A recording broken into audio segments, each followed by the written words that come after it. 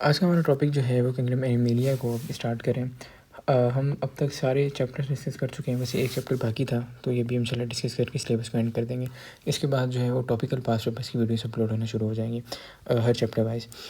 Start करते हैं। Kingdom animalia को अगर बहुत पहले वाली क्लासिफिकेशन देखें जिसको एंशिएंट क्लासिफिकेशन कह सकते हैं, उसके अंदर हम दो तरह के ऑर्गेनिजम्स पढ़ते थे। एक मल्टीसेलुलर ऑर्गेनिजम्स को पढ़ा जाता था, एक यूनिसेलुलर ऑर्गेनिजम्स को पढ़ा जाता था।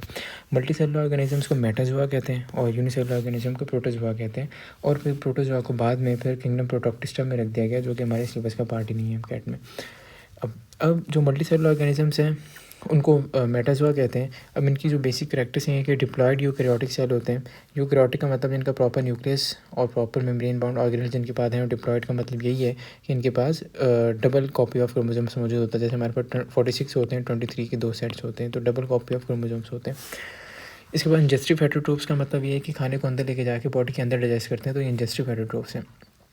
और डेवलप फ्रॉम टू गैमेट्स, मतलब वही स्पर्म और एग फ्यूज़ करेंगे और जाइगोट बनेगा और ये डेवलप होंगे। तो ये बेसिक से कैरेक्टर्स हैं जो कि आपको वैसे ही पता होंगे। अब आ जाएँ सब किंगडम ऑफ एनिमल्स। अब किंगडम एनिमल को प्रॉपर जो स्टार्ट ले रहे हैं वो ऐसे होता है कि इसके अंदर दो फर्दर क्लासिफिकेशंस आ जाती हैं। एक है पैराजुआ और एक होती है यूमेटाजुआ। पैराजुआ को देखते हैं। पैराजुआ क्या है? ये सिंपलेस्ट ऑर्गेनिजम्स होंगे। सिंपलेस्ट है, इनके अंदर टिश्यू ऑर्गेनाइजेशन भी प्रॉपर नहीं होगी, कोई प्रॉपर शेप भी नहीं होगी और इनकी कोई सिमेट्री भी नहीं होगी। सिमेट्री का मतलब ये होता है कि आप अगर किसी ऑर्गेनिज्म को दो हाफ में काटें तो इक्वली कट जाए, तो ऐसी कोई सिमेट्री प्रॉपर शेप भी नहीं है, तो सिमेट्री कहाँ से होगी? तो इसमें सिर्फ फाइलम पॉरीफेरा आता है। पॉरीफेरा जो है वो सिंपलेस्ट फाइलम है। हम पढ़ेंगे वन बाय वन फाइलम्स को। तो फाइलम्स को हम वैसे भी ऐसे पढ़ते हैं कि सिंपलेस्ट, और जैसे जैसे आगे जाते आते हैं कॉम्प्लेक्स होते आते हैं। तो ये सबसे पहले आता है, तो ये मोस्ट सिंपलेस्ट होता है और पैराजुआ हम इसको रखते हैं। अब यूमेटाजुआ एडवांस्ड है। इसके जब एडवांस होगा तो ज़ाहिर ऑर्गन भी आ जाएंगे, ऑर्गन सिस्टम्स भी आ जाएंगे और इसकी स्पेसिफिक शेप भी हो जाएगी और इसमें सिमेट्री आ जाएगी। सिमेट्री का मतलब वही, इसको अगर कट करें तो वो इक्वल हाफ में कटें। तो अब सिमेट्री दो तरह की होती है, तो रेडियल होगी या तो बायलैटरल होगी। इसकी डिटेल मैं आपको अभी पढ़ाता हूँ।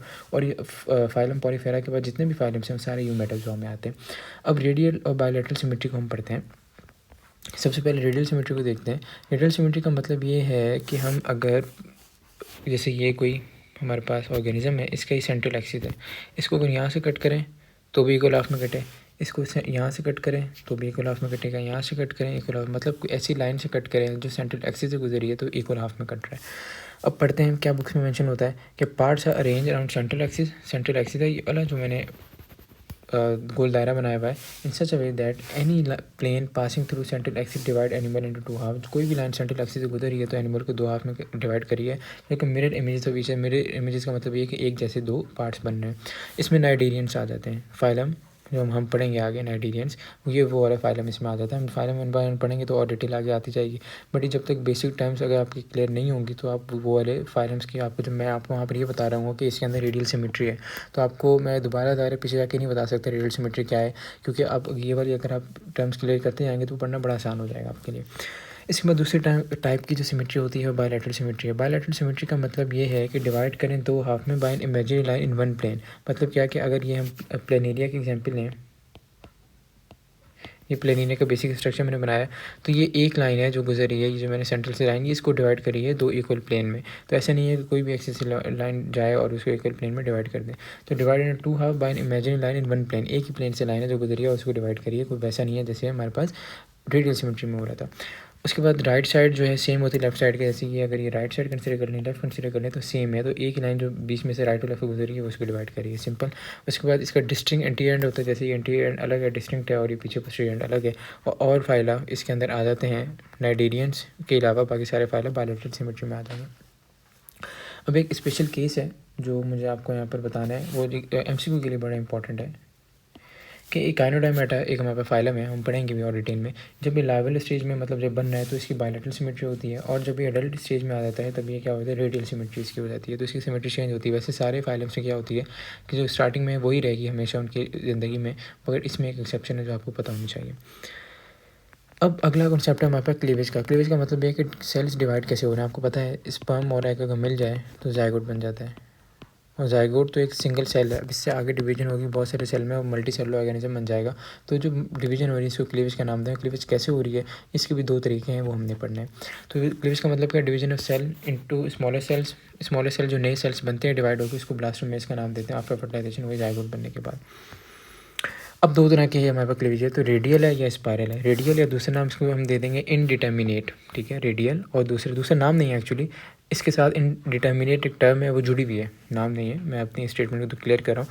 रेडियल है, इसके साथ एक टर्म जुड़ी हुई इनडिटर्मिनेट, उसको मैं आपसे डिस्कस करता हूँ। पहले क्लीवेज, रेडियल क्लीवेज होती क्या है मैं डिस्कस कर लूँ।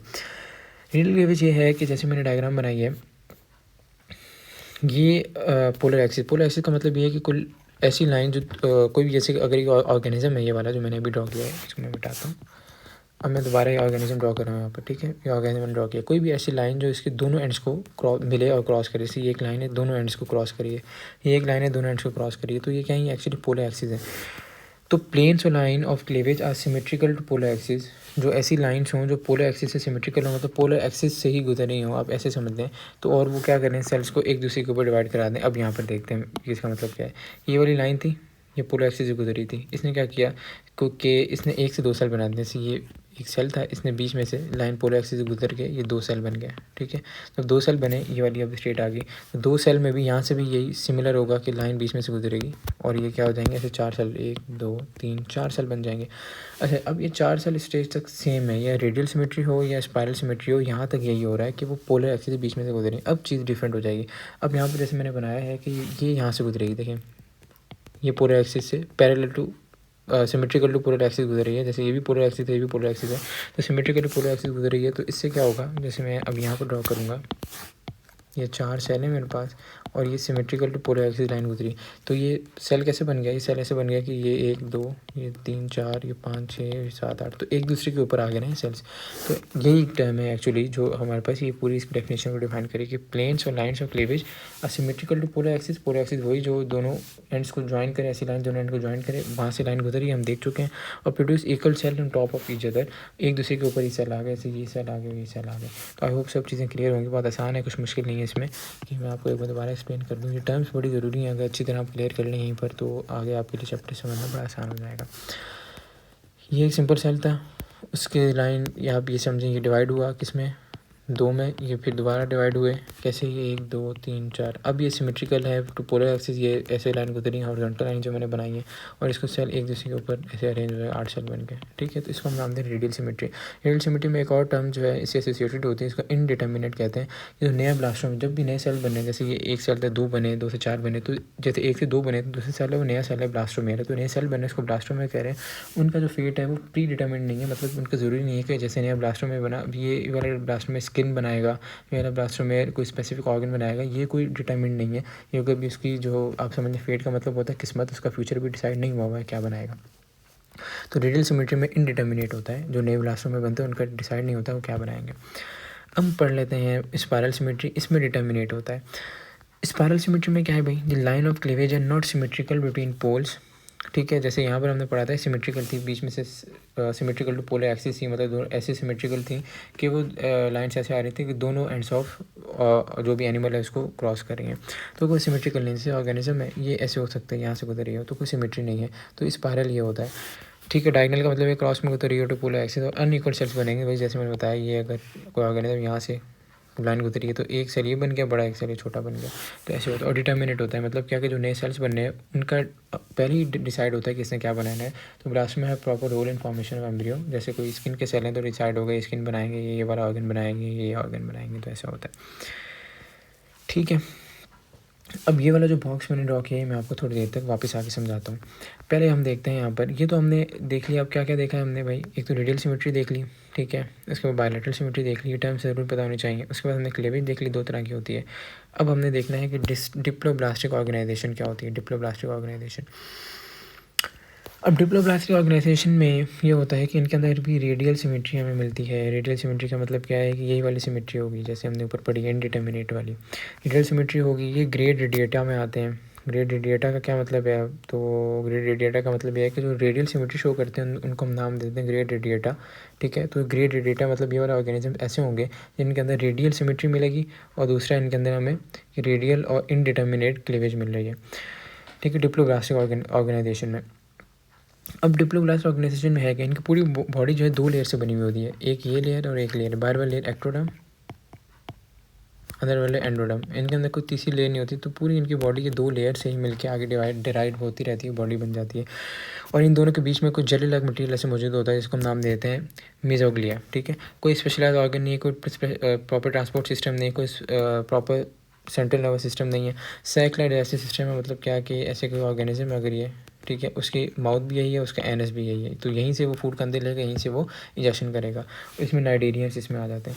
तो दोबारा मैं एक चीज़ बता दूं, डिप्लोब्लास्टिक ऑर्गेनाइजेशन का मतलब है कि इनकी बॉडी 2 लेयर से बनेगी, एक एक्टोडर्म एक एंडोडर्म। कोई प्रॉपर इनके अंदर ऑर्गन सिस्टम मौजूद नहीं होता। सैकलाइड ऐसे सिस्टम होता है, दोनों लेयर्स के बीच में मेसोग्लिया मिलता है। ये होगी डिप्लोब्लास्टिक ऑर्गेनाइजेशन। अब हमने पढ़ना है ट्रिप्लोब्लास्टिक ऑर्गेनाइजेशन। तो ये ट्रिप्लो मतलब वर्ड ही बता रहे 3 लेयर्स आ जाएंगे, तो ये 3 लेयर्स हो जाती हैं। ये एक्टोडर्म के अंदर एंडोडर्म, बीच में आ जाती है लेयर एक जिसको नाम देते हैं मेसोडर्म का। ये एक्टोडर्म हो गई, ये अंदर वाली एंडोडर्म हो गई, ये बीच में मेसोडर्म की लेयर आ जाती है। तो इनकी बॉडी 3 लेयर से बनी होती है और ये थोड़े ज़्यादा हाईली एडवांस्ड ऑर्गेनिजम्स होते हैं। ठीक है, इनकी बायलैटरल सिमेट्री होती है और ग्रेड बायलेट्रा से बिलोंग करते हैं। बायलैटरल सिमेट्री हम यहाँ ऊपर हमने देखा है, यहाँ पर ये वाली सिमेट्री बायलैटरल सिमेट्री है, जिसमें क्या है कि ऑर्गेनिज्म जो है वो इमेजिनरी लाइन से एक ही प्लेन में जो लाइन गुजर रही है वहाँ से 2 में डिवाइड हो रहे हैं। ऐसा नहीं है कि सेंट्रल एक्सिस से लाइन गुजरी और डिवाइड हो जाती है। ये बायलैटरल सिमेट्री थी, हमने वो देखा है। तो बायलैटरल सिमेट्री की वजह से इनको ग्रेट बायलैटरा का नाम दे देते हैं, एक ही चीज़ है। उसके बाद इसके वो 3 लेयर जैसे मेंशन किया, एक्टोडर्म मेसोडर्म एंडोडर्म 3 लेयर से बनता है। और लेयर जो है, अब एक्चुअली ये चीज़ समझने वाली है कि जैसे ये एक्टोडर्म है, ये अंदर एंडोडर्म था, बीच में मेसोडर्म है। तो ये जब ऑर्गेनिज्म प्रॉपरली डेवलप हो जाता है तो हम ये नहीं कह सकते ये वाली लेयर एक्टोडर्म थी, ये मेसोडर्म थी, एंडोडर्म थी, क्योंकि हर लेयर का एक रोल है। जैसे एंडोडर्म ने क्या करना है, जो हमारे पास एंडोडर्म है उसने जीआईटी की लाइनिंग बनानी है, ग्लैंड्स बनाने जीआईटी से रिलेटेड, तो ये जीआईटी में कन्वर्ट हो जाएगी, एंड को लेयर नहीं बचेगी, ये गैस्ट्रोइंटेस्टिनल ट्रैक्ट बना लेगा। सिमिलरली मेसोडर्म क्या करेंगे, मसल्स वगैरह रिप्रोडक्टिव ट्रैक्ट वगैरह बना लेंगे। तो ये कोई लाइनिंग या कोई ऐसी चीज़ नहीं रही, बस ने कोई स्पेसिफिक ऑर्गन्स वगैरह बना दिए। तो ये जब ऑर्गेनिज्म डेवलप हो जाता है तो हम डिस्टिंग करके ही नहीं कह सकते थे कि ये वाली लेयर ये है वो, क्योंकि ऑर्गन्स वगैरह बना चुकी होती है। तो layers are not distinct but represented by structured form by them, वही मैंने बताया। एक्टोडर्म, अब ये चीज़ इंपॉर्टेंट है कि कौन सी लेयर क्या बना रही है, एमसीक्यू में आपसे पूछा भी जाता है। एक्टोडर्म क्या बनाता है, इंटरकम्युनिटी सिस्टम का मतलब ये है कि सरफेस पे जैसे हमारा स्किन जो है इंटरकम्युनिटी सिस्टम है, जैसे बॉडी वॉल होती है ऑर्गेनिज्म की, और नर्वस सिस्टम ये एक्टोडर्म से बनता है। मेसोडर्म से क्या बनता है, मस्कुलर, रिप्रोडक्टिव, स्केलेटल, एक्सक्रीटरी और सर्कुलेटरी सिस्टम, ये सारी चीज़ें। एंडोडर्म से हमारे पास जीआईटी की लाइनिंग और ग्लैंड्स, जैसे हमारे पास पेंक्रियाज हो गया, लिवर हो गया, ये सारी चीज़ें किससे बनती हैं, एंडोडर्म से बनती हैं। और इसमें ट्यूब लाइक डाइजेस्टिव सिस्टम होता है, मतलब क्या माउथ अलग जहाँ से खाना खाते हैं और एनस अलग जहाँ से इजेक्शन होती है, तो ये दोनों ओपनिंग अलग होते हैं, जैसे हमारे अंदर भी है। तो ये हो गया ट्रिप्लोब्लास्टिक ऑर्गेनाइजेशन। अब ट्रिप्लोब्लास्टिक ऑर्गेनाइजेशन भी आगे फर्दर डिवाइडेड है किसके अंदर, एसिलोमेट के अंदर, स्यूडोसिलोमेट के अंदर और सिलोमेट के अंदर। इनके 3 आगे फर्दर क्लासिफिकेशन है। अब वो जो ऊपर वॉक छोड़ा था वो हम देखते हैं। जब भी क्लीवेज होती है, जैसे सेल डिवाइड हो रहे थे 1 से 2, 2 से 4, 4 से 8, तो एक स्टेज आता है कि बॉल ऑफ सेल बन जाती है। उस बॉल ऑफ सेल को हम नाम दे रहे होते हैं मोरूला का। ठीक है, जब वो बॉल ऑफ सेल बन जाए उसको नाम देते हैं मोरूला, ये मोरूला बन गया। फिर मोरूला के बाद क्या होता है कि यहाँ पर आपके सामने डायग्राम बनाऊंगा तो आसान हो जाएगा। मोरूला के बाद क्या होता है कि यहाँ पर जो सेल हैं ये एक जगह इकट्ठे हो जाते हैं ऐसे, और बीच में स्पेस छोड़ देते हैं, जैसे ये स्पेस आ गया तो इसको स्टेज को हम नाम देते हैं ब्लास्टोला का। ठीक है, स्पेस को नाम दे देंगे ब्लास्टोसील का। फिर एक थर्ड स्टेज आता है गैस्ट्रोला का। इसमें क्या होगा कि हमारे पास, अगर यहाँ पर मैं डायग्राम बनाता हूँ, ये वही लेयर सी, और ये जो लेयर है जो हमारे पास एंडोडर्म की लेयर है, ये थोड़ा सा इन्वेजिनेट कर जाती है अंदर की तरफ। ठीक है, ये तो वही एक्टोडर्म की लेयर है, एंडोडर्म की लेयर है थोड़ा सा इन्वेजिनेट कर गई, अंदर की तरफ रह गई, और इन्वेजिनेट की तो यहाँ पर एक हमारे पास छोटा सा हिस्सा रह गया, जिसको हम नाम दे रहे हैं ब्लास्टोपोर का। ठीक है, ब्लास्टोपोर का नाम दे देते हैं इसको। तो ये हमारे पास 3 स्टेजेस हैं, ऐसे ऐसा ऐसा ग्रोथ होती रहती है। अब ये वाली चीज़ों को ध्यान में रखते हुए अब हम आगे बढ़ते हैं। हमने अभी पढ़ा है ट्रिप्लोब्लास्टिक ऑर्गेनाइजेशन, ट्रिप्लोब्लास्टिक मतलब 3 लेयर से बने थे। अभी आगे फर्दर डिवाइडेड है किसके अंदर, सिलोम के। सिलोम को हम कहते हैं actually body cavity. Body cavity का मतलब क्या, जैसे हमारी एब्डोमिन है, एब्डोमिनल कैविटी है, खाली जगह है, इसके अंदर ऑर्गन्स रखे हैं। हमारी चेस्ट कैविटी है, खाली जगह थी, इसके अंदर ऑर्गन्स रखे, लंग्स, हार्ट वगैरह इसमें रखा। तो ये बॉडी कैविटी जो है सिलोम, इसको हम दूसरे नाम देते हैं ऑर्गेनिजम्स में, तो इसको हम कहते हैं कि ये बॉडी कैविटी है सिलोम है। अब सिलोम के बेस पे, मतलब बॉडी कैविटी से एब्डोमिनल कैविटी, खाली जगह के हिसाब से हम ऑर्गेनिज्म को डिवाइड करें। एक ए सिलोमेट, जहाँ भी ए का बड़ा जाए मतलब एब्सेंस, तो ए सिलोमेट का मतलब है कि कोई स्पेस नहीं होता बिटवीन एक्टोडर्म और एंडोडर्म। जैसे यहाँ पर अगर मैं ये बनाऊँगी, एक्टोडर्म की लेयर है, ये अंदर एंडोडर्म की लेयर है, यहाँ अंदर कोई स्पेस नहीं क्योंकि सब पूरा मेसोडर्म ने कवर कर लिया। कोई स्पेस नहीं है। तो स्पेस नहीं है, कोई बॉडी कैविटी नहीं है। जब ये नहीं है तो एसिलोमेट हो गया। मैंने बताया अभी कि बॉडी कैविटी को सिलोम कहते हैं, जो है ही नहीं तो एसिलोमेट हो गया। तो ये अंदर क्या है, ये अंदर है एंडोडर्म, ये बाहर क्या है, ये बाहर है एक्टोडर्म, ये बीच में क्या है, ये मेसोडर्म, और कोई स्पेस नहीं बचा यहाँ पर। तो नो स्पेस है, और मेसोडर्म जो है फिल कर देता है एज मेसेनकाइम, एक इस टाइप का टिश्यू बनाता है मेसेनकाइम, और वो पूरा जो दोनों लेयर्स के बीच में स्पेस है उसको फिल कर देता है। प्लेटाहेल्मिन्थस इसमें आते हैं, ये भी फाइलम में और डिटेल में पढ़ेंगे तो और चीज़ें क्लियर हो जाएंगी। एसिलोमेट क्या है, सो क्लियर हो गया एसिलोमेट होते क्या है। अब एसिलोमेट के अंदर क्या होता है कि ये वाली सारी चीज़ों की वजह से इनके अंदर गट जो है सैक लाइक होता है, वही माउथ और जो एनस है वो ओपनिंग एक ही होती है, ठीक है। उसके बाद नर्वस सिस्टम जो है वेल डेवलप होता है, इनका एक्सक्रीटरी सिस्टम भी वेल डेवलप होता है, मगर कोई ट्रांसपोर्ट सिस्टम इनमें नहीं मिलता। तो ये चीज़ें हम फाइलम जब प्लेटाहेल्मिन्थस पढ़े होंगे तो और ये चीज़ें और डिटेल से आ जाएंगे आपके सामने। उसके बाद स्यूडोसिलोमेट पढ़ने से पहले हम सिलोमेट पहले पढ़ लेते हैं, फिर स्यूडोसिलोमेट पढ़ना आसान हो जाएगा। सिलोमेट क्या है, वहाँ था एसिलोमेट मतलब हमारे पास बॉडी कैविटी नहीं है, यहाँ पर सिलोमेट मतलब यहाँ बॉडी कैविटी हमें मिलेगी। तो कैविटी हमें कहाँ मिलती है, बिटवीन एक्टोडर्म और एंडोडर्म। अब होता क्या है, ये वाली है हमारे पास एक्टोडर्म की लेयर, ये अंदर है हमारे पास एंडोडर्म की लेयर, और बीच में बन जाती है यहाँ पर सारा मेसोडर्म, जैसे ऊपर भी हमने देखा था ये बन के मेसोडर्म। अब होता क्या है कि मेसोडर्म बीच में से स्प्लिट हो जाती है, ये मेसोडर्म यहाँ से स्प्लिट हो गई बीच में से, ठीक है। तो स्प्लिट हो गई तो ये कुछ सेल्स बाहर रह गए मेसोडर्म के एक्टोडर्म के साथ, कुछ सेल्स अंदर रह गए मेसोडर्म के एंडोडर्म के साथ। तो बीच में पूरा जो मैं रेड से मार्क करूँगा ये सारा स्पेस जनरेट हो गया, ठीक है, सारा स्पेस। अब दो लेयर्स बनती हैं, जो कि लेयर है हमारे पास बाहर की तरफ, इसको हम नाम दे देते हैं ये पैराइटल लेयर बन गई, और जो अंदर लेयर रह जाती है एंडोडर्म के साथ, इसको नाम दे देते हैं विस्टरल लेयर बन गई, ठीक है। ये लेयर्स को हम बस नाम दे रहे हैं। तो कैविटी है बिटवीन एक्टोडर्म और एंडोडर्म है, और बिटवीन मेसोडर्म क्या होती है, मेसोडर्म बनती है फिर स्प्लिट हो जाती है आउटर पैराइटल और इनर विस्टरल में, और मेसोडर्म स्प्लिट होने के बाद ये डायग्राम में मैंने छोड़ा हुआ है, इसको यहाँ पर स्प्लिट बीच में से मेसोडर्म चली जाएगी, कुछ सेल्स बाहर आ जाएंगे, कुछ सेल्स अंदर आ जाएंगे, बीच में से स्पेस बन जाएगा, ठीक हो गया। अब इसमें जो गट है मतलब जो गैस्ट्रोइंटेस्टाइनल ट्रैक्ट है वो कॉम्प्लेक्स होता है, वेल डेवलप होता है, नर्वस सिस्टम डेवलप होता है, एक्सक्रीटरी रिप्रोडक्टिव रेस्पिरेटरी सिस्टम भी डेवलप होता है। इसकी एग्जांपल में एनिलीड से लेकर कॉर्डेट्स तक, इसके अंदर सारे फाइलम आर्थ्रोपोडा, मोलस्का, काइनोडर्मेटा सारे इसके अंदर आ जाते हैं, और डिटेल में पढ़ेंगे और चीज़ क्लियर हो जाएगी। बट आई होप सो ये चीज़ क्लियर हो जाएगी सिलोमेट्स होते क्या हैं और सिलोमेट्स बनते कैसे, मतलब मेसोडर्म के अंदर ही कैविटी जनरेट होगी। एसिलोमेट क्या था कि पूरे एक्टोडर्म एंडोडर्म के बीच में ही क्या आ गया, मेसोडर्म आ गया, कोई इसके अंदर कैविटी मौजूद नहीं है, वहाँ प्लेटाहेल्मिन्थस तो सारा था, यहाँ से एनिलीड से कॉर्डेट तक सारे आ रहे हैं। अब इसी को ज़हन में रखते हुए स्यूडोसिलोमेट, स्यूडो का मतलब होता है फॉल्स, सिलोमेट का मतलब बॉडी कैविटी, मतलब फॉल्स बॉडी कैविटी है, तो असल बॉडी कैविटी नहीं है। तो अभी इसमें एक तो निमाटोड्स आ जाते हैं, निमाटोड्स भी एक फाइल में पढ़ेंगे और डिटेल में आइडिया हो जाएगा। ये क्या होता है, बिटवीन एक्टोडर्म एंडोडर्म तो होगा, बट ये कैसे बनता है, develop some blastocoel of embryo. अब होता क्या है, ये वही एक्टोडर्म, ये अंदर क्या है एंडोडर्म, ठीक है, ये है एक्टोडर्म,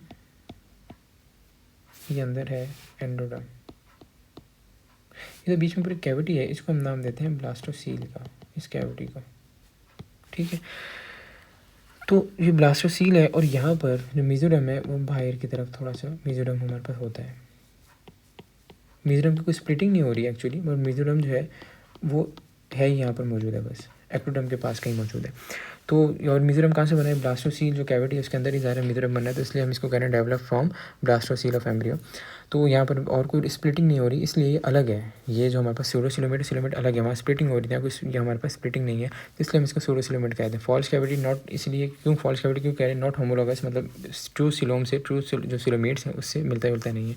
तो ये डायग्राम देख लें, ये देख लें, इसे विजुलाइज कर लें, ठीक है, ये हमारे पास हो गया। अब सिलोमेट जो हमने पढ़े थे जिसके अंदर क्या हो रहा था, वही मैं एक चीज़ दोबारा आपको बताता हूँ। ये क्या एक्टोडर्म, अंदर एंडोडर्म, और बीच में ये मेसोडर्म है, और मेसोडर्म फिर क्या हो रहा था, मेसोडर्म स्प्लिट हो रहा था, जैसे मैं मिटा दूँ तो ये स्प्लिटिंग शो कर रहा है, एक बाहर पैराइटल है, अंदर बेसल लेयर बना रहा था, इसको हम कह रहे थे क्या है, ये सिलोमेट है।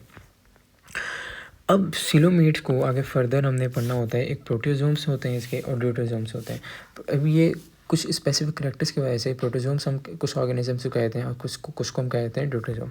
तो प्रोटोजोम किसको कहते हैं, इनकी क्लीवेज जो स्पायरल हो या डिटर्मिनेट हो, ठीक है, और इनकी क्लीवेज रेडियल हो या इनडिटर्मिनेट। अब स्पायरल और डिटर्मिनेट क्या है, मैंने आपको ऊपर बढ़ाया, यहाँ पर देखें, दोबारा रिकॉल करें इस चीज़ को कि जो स्पायरल है क्लीवेज वो क्या है, जो लाइन ऑफ क्लीवेज है वो किसी पोल से नहीं गुजरी, जैसे ये कोई ऑर्गेनिज्म था वो इन अनइक्वल डिवाइड करिए, कहीं से भी लाइन गुजरेगी।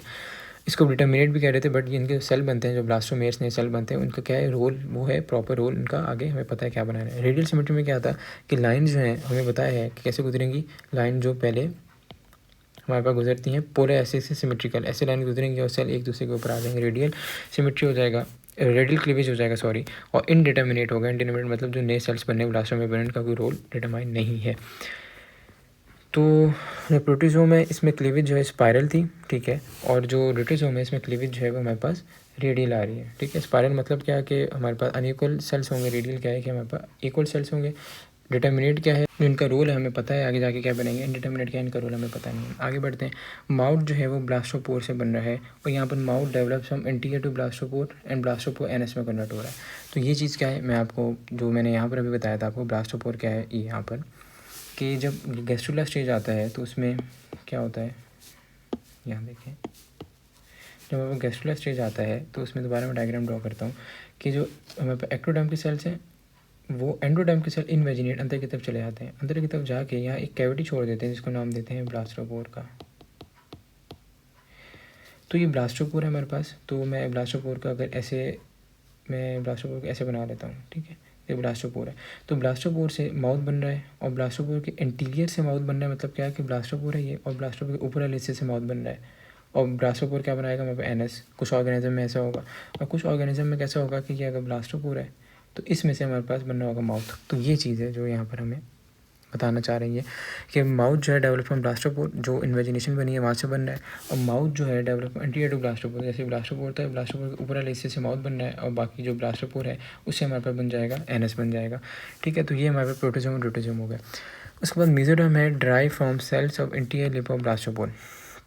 तो यहाँ पर वही कॉन्सेप्ट है, ये क्या था हमारे पास एक्टोडर्म, और ये जो एंडोडर्म है इन्वेजिनेट कर रहा था, ठीक है। तो इसके डायग्राम को मुझे बड़ा बनाना पड़ेगा ताकि चीज़ क्लियर हो जाए। मैं इसको यहाँ पर ड्रॉ करता हूँ। ये था हमारे पास एक्टोडर्म, और ये हमारे पास एंडोडर्म इन्वेजिनेट करा था, अंदर ब्लास्टोपोर बन रहा है। तो यहाँ से जो हमारे पास बनेगा क्या, मेसोडर्म, उसको हम नाम दे देंगे, जैसे mesoderm derived from anterior lip of blastopore, इसको हम नाम प्रोटोजोम देंगे। तो मेसोडर्म यहाँ से बन रहा है। बट जो मेसोडर्म, ये क्या कह रहे हैं कि mesoderm derived from wall of developing gut, मतलब एंडोडर्म से। तो एक्चुअली ये वाली लेयर जो है मैंने आपको बताया इन एंडोडर्म में इन्वेजिनेट हो रही थी, ठीक है। एंडोडर्म, ये पूरी लेयर क्या है जो इन्वेजिनेट हुई हुई एंडोडर्म है। तो यहाँ से कहीं से हमारे पास मेसोडर्म डेवलप हो, और मेसोडर्म क्या हो फिर हमारे पास बड़े पैकेट्स ऐसे बना दे, तो उसको हम कह देंगे कि ये एक्चुअली हमारे पास ड्यूटोजोम। तो ये mesoderm derived from cells of interior एपोब्लास्टोपोर, और mesoderm derived from wall of developing gut जो एंडोगट है, एंडोडर्म जो मैंने अभी आपको बताया। उसके बाद सिलोम जो है form due to splitting of mesoderm, वही जो स्प्लिटिंग हमने कहाँ पढ़ी है भाई, स्प्लिटिंग अभी हमने पढ़ी है सिलोमेट में, यहाँ पे स्प्लिटिंग होती है, मैंने आप 2-3 मरतबा एक्सप्लेन किया। तो प्रोटीजोम में स्प्लिटिंग हो रही होगी जिसको हम नाम दे देते हैं हमारे पास शाइजोसिलियस, ठीक है। और जो हमारे पास सिलोम है form by out pouching of gut, जो गट है हमारे पास, ये जो गट हमारे पास एंडोडर्म से ही गट बनती है, तो वो वही मैं दोबारा आपको डायग्राम बनाऊँ। तो ये है हमारे पास एक्टोडर्म, और ये अंदर वाला है एंडोडर्म। एंडोडर्म से कुछ आउट पाउचिंग निकले ऐसी, और ये हमारे पास गट बना दे, ऐसा कुछ होता है, ठीक है। तो ये इसको हम नाम दे देते हैं, ये ड्यूटिज्म, और इंटेरोसिलियस इसको नाम हम देते हैं। अब एग्जांपल्स देख लें भाई, निमाटोडा है, एंडेलिडा है, आर्थ्रोपोडा मोलस्का, इसको आप कैसे याद रख सकते हैं, इसको हम नेम से याद रख सकते हैं, या नाम से याद रखने, नाम होता है। इसमें एकाइनोडर्मेटा है, हेमिकॉर्डेटा है, कॉर्डेटा है, इसको हम याद रख सकते हैं EHC, ठीक है, ऐसे याद रख लें, या CHE, कैसे भी करके आप इसको निमोनिक बना के याद रख लें, ठीक है। तो ये हमारे बेसिक्स जितनी थी हमारे किंगडम एनिमेलिया के लिए। इसके बाद हम प्रॉपर वो स्टार्ट करते हैं, एक एक फाइलम पढ़ना, वो हो गई। अब ये वाले चार्ट से इसी बेसिक को बस क्या किया हुआ, समराइज़ किया हुआ है कि मेरे पास पैराजुआ थे और यू मेटाजुआ थे, और यू मेटाजुआ को हम आगे पढ़ रहे होते हैं। पैराजुआ तो सिर्फ फाइलम पॉलीफेरा आते हैं। यू मेटाजुआ में हमें 2 चीज़ें मिल रही थी, जो रेडिएटा, और हमारे पास मिल रहा था बायलैटरल, ठीक है, सिमेट्री के हिसाब से। बायलैटरल सिमेट्री में आगे हमारे पास आ गए थे, सिलोम्स बननी थी, सिलोमेट्स हैं, सूडोसिलोमेट्स हैं, और एसिलोमेट्स हैं। जो अब सूडोसिलोमेट्स को आगे हम पढ़ रहे हैं, ड्यूटोजोम्स आ रहे थे, प्रोटोजोम्स आ रहे थे, सबके करेक्टर इसमें क्या क्या है वो मैंने बता दिया। तो इस चार्ट से सारी चीज़ें समराइज़ हो रही हैं। अब इंशाल्लाह हम इसको फाइलम बाय फाइलम स्टार्ट लेते हैं। अच्छा, अब ये सारे करेक्टर्स के बाद 1 बाय 1 फाइलम्स को स्टार्ट करते हैं डिस्कस करना। इसका पहले स्क्रीनशॉट ले लें, ये वाले पेज का और ये वाले पेज का, दोनों पेज का स्क्रीनशॉट ले लें आप। अब इसको स्टार्ट लेते हैं। इसको समराइज़ किया हुआ है यहाँ पर सारे, इसको सारे फाइलम्स को, तो इसलिए आपके लिए पढ़ना थोड़ा आसान हो जाए, वरना हर फाइलम का अलग से डिटेल्स करना, वो इसके एमसीक्यू आप पूछे जाते हैं 2 से 3, तो अलग से डिटेल करना, याद कर रहना बड़ा मुश्किल होता है, ज़्यादा सिलेबस भी बहुत आता है, तो इसको इस समराइज वे में याद करना थोड़ा आसान हो जाता है। बेसिक कैरेक्टर्स देख चुके हैं, वही वाली टर्म्स अब यूज़ हो रही होंगी, तो आपको वाले बेसिक कैरेक्टर्स ध्यान में होंगे तो अब समझना बड़ा आसान हो जाएगा। सबसे पहले अब एक चीज़ जो मैं आपको रूल बता दूं कि अब पहले जो फाइल हम पढ़ेंगे वो होंगे सिंपल, और सिंपल से कॉम्प्लेक्स की तरफ हम बढ़ते जाएंगे, जो फाइल हम आगे होगा वो पिछले से कॉम्प्लेक्स होगा। तो ये रूल है, इस वाले रूल से एमसीक्यू घुमा फिरा के पूछ ले जाते हैं कि most simplest organism, most simplest phylum, तो पॉरीफेरा दे देते हैं आपको, और इसी लाइन से आपको देंगे नाइडेरिया दे देंगे, प्लैटाहेमिन, जो पहले सबसे पहले आपको मिल रहा होगा ऑप्शन में, वो आपने मार्क करना है। बस सिंपल। पॉरीफेरा का स्टार्ट लेते हैं। सबसे पहले इसकी सिमेट्री है, सिमेट्री एसिमेट्रिकल, ठीक है, कोई सिमेट्री नहीं है इसकी, पहला एमसीक्यू ये हो गया। उसके बाद इसकी जो बॉडी कैविटी है वो है स्पंजोसील। अब स्पंजोसील क्या है कि इसकी बॉडी कुछ ऐसे है, ठीक है, और ये अंदर कैविटी मौजूद है, इसको कैविटी का नाम दे रहे हैं स्पंजोसील। एक्वेटिक है, पानी में रहता है, ठीक है। उसके बाद बॉडी लेयर्स हैं, एक जो आउटर लेयर बना रही है, अगर ये मैं बनाऊँ आपको, इस पॉरीफेरा है कोई, इसका एनिमल है, तो इसकी जो बाहर वाली लेयर है इसको हम नाम देंगे पाइनेकुटम, अंदर वाली लेयर को नाम दे देंगे कोएनोडम, और ये पाइनेकोडर्म है तो पाइनेको साइड से बनेगा, कोएनोडर्म है तो कोएनो साइड से बनेगा, और बीच में ये सारा मेसेंकाइम यहाँ मौजूद होगा, ठीक है। तो ये इनकी लेयर्स हैं और ये ऐसे इनकी अरेंजमेंट है। उसके बाद अगला देखते हैं डाइजेशन इसकी कैसे होती है। तो डाइट्रेटस होंगे, मतलब क्या कि ये फीड करेंगे ऑर्गेनिक मैटर पे, डेड ऑर्गेनिक मैटर पे जो ज़मीन में मौजूद है, या तो दूसरा क्या है, ये जू प्लैंकटन होंगे। जू प्लैंकटन क्या कि फाइटोप्लैंकटन पे फीड करेंगे। जो तीसरी कैटेगरी फाइटोप्लैंकटन क्या है, फाइटोप्लैंकटन वो जो अपनी फोटोसिंथेसिस परफॉर्म करता है। जू प्लैंकटन, जू का मतलब वही एनिमल, तो ये इस पर फीड करे होंगे फाइटोप्लैंकटन पे, या फाइटोप्लैंकटन क्या है जो अपनी फोटोसिंथेसिस परफॉर्म करेगा। तो ये इनके मोड ऑफ न्यूट्रिशन है 3 तरह के। उसके बाद है कोई प्रॉपर रिस्पायरेटरी सिस्टम नहीं, मैंने बताया कि सिंपल ऑर्गेनिज्म में ना कोई स्क्रीटरी सिस्टम प्रॉपर है, ना नर्वस सिस्टम प्रॉपर है, बस कुछ सेंसरी सेल्स मौजूद होते हैं, जो कि सेंसरी सेल है वो पता है, सेंसरी का मतलब होता है कोई भी चीज़ को डिटेक्ट करना और सिग्नल को लेके जाना, तो ये वो मौजूद होता है, बस कोई प्रॉपर सिस्टम नहीं है। सर्कुलेटरी सिस्टम भी प्रॉपर नहीं है। हाँ, जो स्केलेटन है वो स्पैक्यूल्स पे मुश्तमिल है। स्पैक्यूल्स एक ऐसा स्ट्रक्चर है जो कि इसकी बॉडी को हार्ड बना देता है, ठीक है, उस पर मुश्तमिल है। बस ये चीज़ इनके स्केलेटन में मौजूद है। उसके बाद अगर इसकी रिप्रोडक्शन देखें तो वो सेक्सुअल रिप्रोडक्शन हो सकती है, जैसे हर्माफ्रोडाइट की फॉर्म में। हर्माफ्रोडाइट का मतलब होता है कि बायसेक्सुअल है। बायसेक्सुअल मतलब मेल और फीमेल सेक्स एक ही ऑर्गेनिज्म में मौजूद है। बट एक चीज़ यहाँ पर जो इंपॉर्टेंट आ जाती है वो ये है कि इनके अंदर एक चीज़ मौजूद होती है, इसको हम नाम देते हैं प्रोटेंड्रस का। इसका मतलब ये है कि जो मेल और फीमेल से एक ही बॉडी में मौजूद है, बट मेल सेक्स जो है वो फर्स्ट पहले डेवलप हो जाता है। ये चीज़ इंपॉर्टेंट होगी। उसके बाद लाइबल फॉर्म इनकी बनने की स्टेज में, जो एम्ब्रियोनिक स्टेज है उसकी स्टेज में एक फॉर्म आती है लाइबल फॉर्म, बस ये आपने ध्यान में रखना है। वो फ्री स्विमिंग होती है, मतलब फ्री होती है, और जो आगे जो एडल्ट स्टेज में आते हैं नॉन मोटाइल होते हैं, मूव नहीं कर सकते। तो ये दोनों चीज़ों का आइडिया होना चाहिए। एग्जाम्पल्स याद रखनी है, स्पंजेला है, उसके बाद ल्यूकोसेलिनिया है, उसके बाद आपके पास यूप्लेक्टेला है, ये इसकी एग्जाम्पल्स में आ गया। उसके बाद एक और एग्जाम्पल मैं आपको मैंशन कर दूँ, वो है कि आपके पास है स्कोलाई मेस्ट्रा जॉबनी। इसकी एक बात यह है कि ये 1 मीटर से भी हाइट इसकी ज़्यादा होती है, 1 मीटर से भी ज़्यादा इसकी हाइट होती है।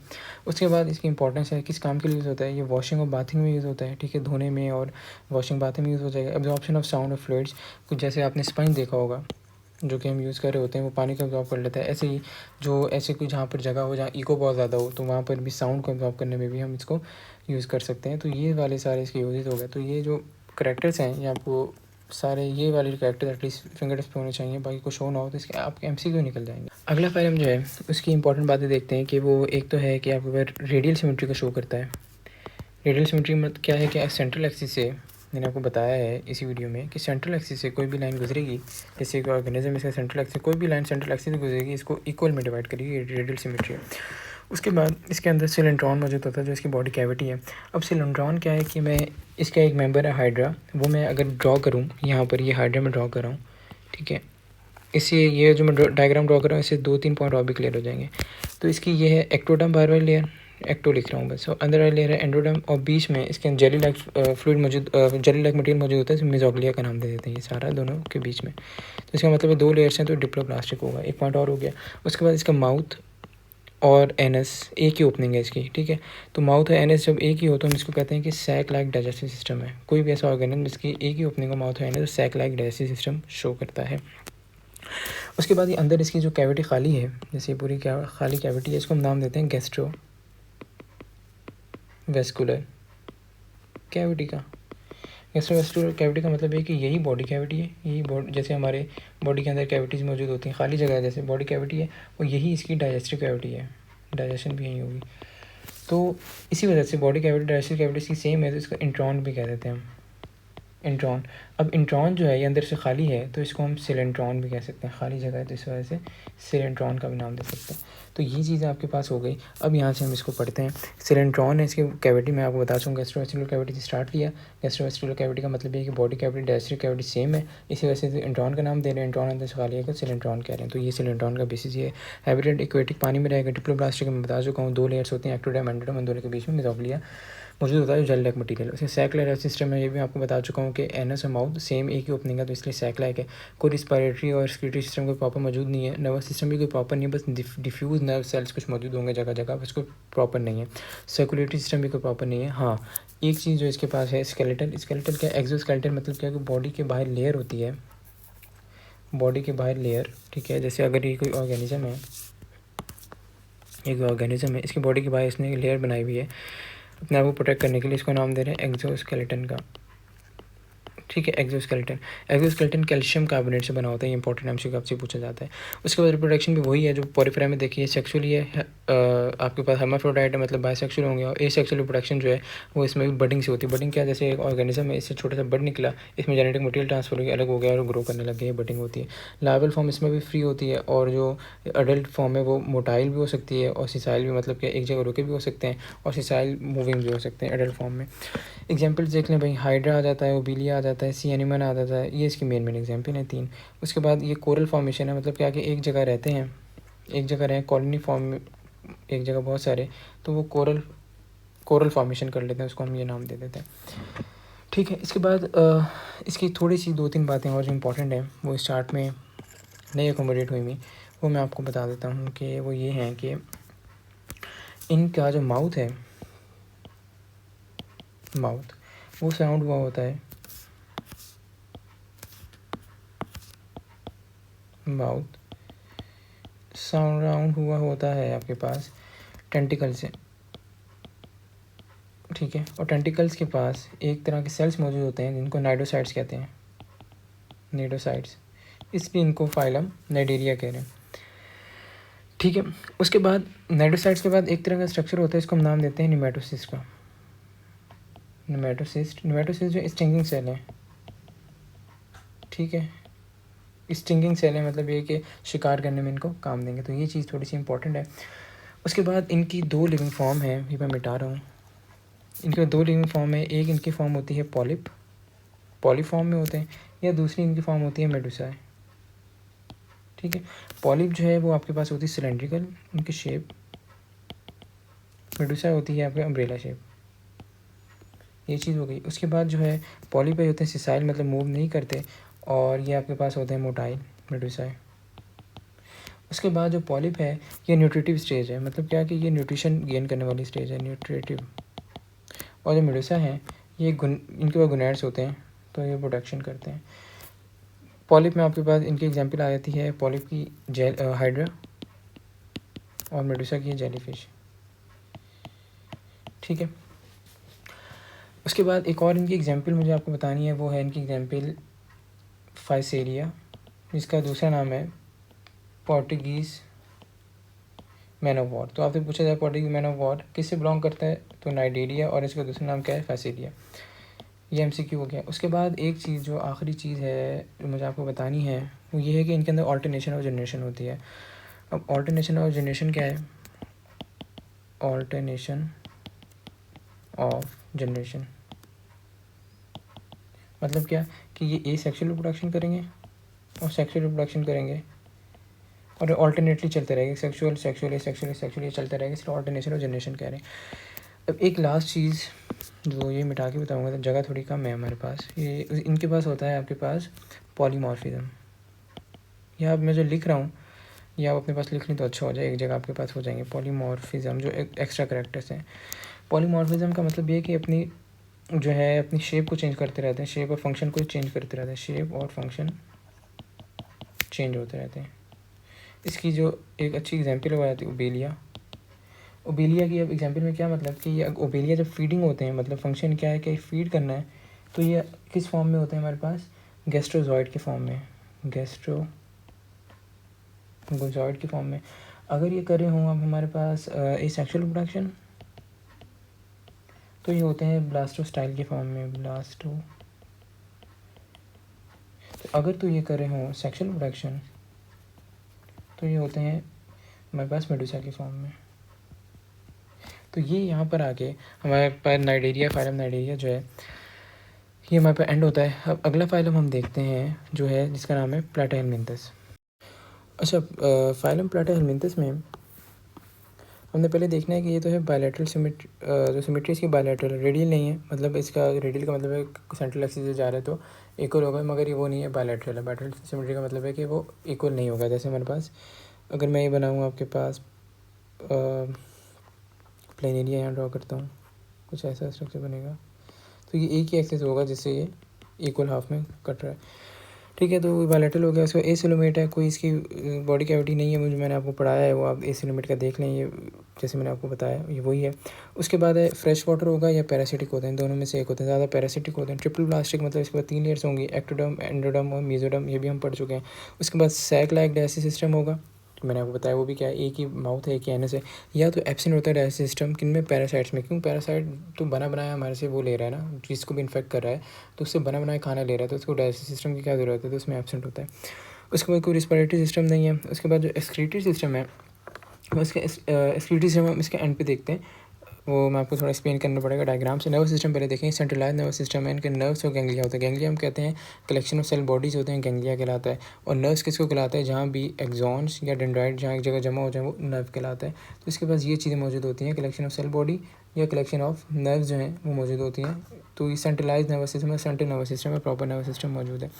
उसके बाद सर्कुलेशन इसकी प्रॉपर नहीं है, स्केलेटल को इसका प्रॉपर नहीं है, और रिप्रोडक्शन में वही है, हर्माफ्रोडाइट है। उसके बाद फिजन से मेनली ये सेक्सुअल रिप्रोडक्शन फिजन से, फिजन का मतलब ये है कि ये कोई ऑर्गेनिज्म है, ये टूटेगा, टूट के कोई और ऑर्गेनिज्म बना लेगा, तो ये फिजन का कॉन्सेप्ट है।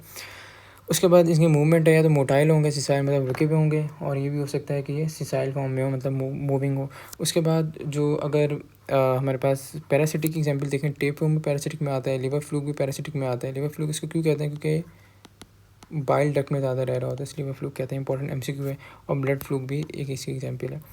उसके बाद ये ज़्यादातर एंडोपैरासाइट होते हैं, मतलब बॉडी के अंदर जाके इन्फेक्ट करते हैं, बाहर से नहीं, ठीक है। जैसे हमारे लाइस जो होती हैं वो एक्टोपैरासाइट हैं, जैसे जुएँ हैं वो बॉडी के सरफेस पे रह रही हैं, खून को ले रही हैं, ये जो एंडोपैरासाइट है बॉडी के अंदर जाते हैं।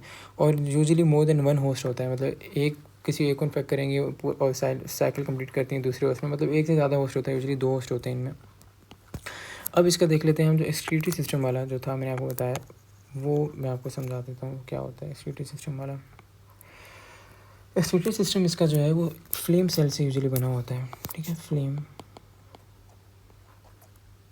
सेल से। तो वो कुछ ऐसा है, अगर वही बना लें, प्लेन एरिया यहाँ पर ड्रॉ करें, ये प्लेन एरिया हमने ड्रॉ कर लिया, ठीक है। तो यहाँ पर कुछ छोटी छोटी ओपनिंग होंगी, ये यहाँ पर छोटी छोटी ओपनिंग होंगी, ठीक है।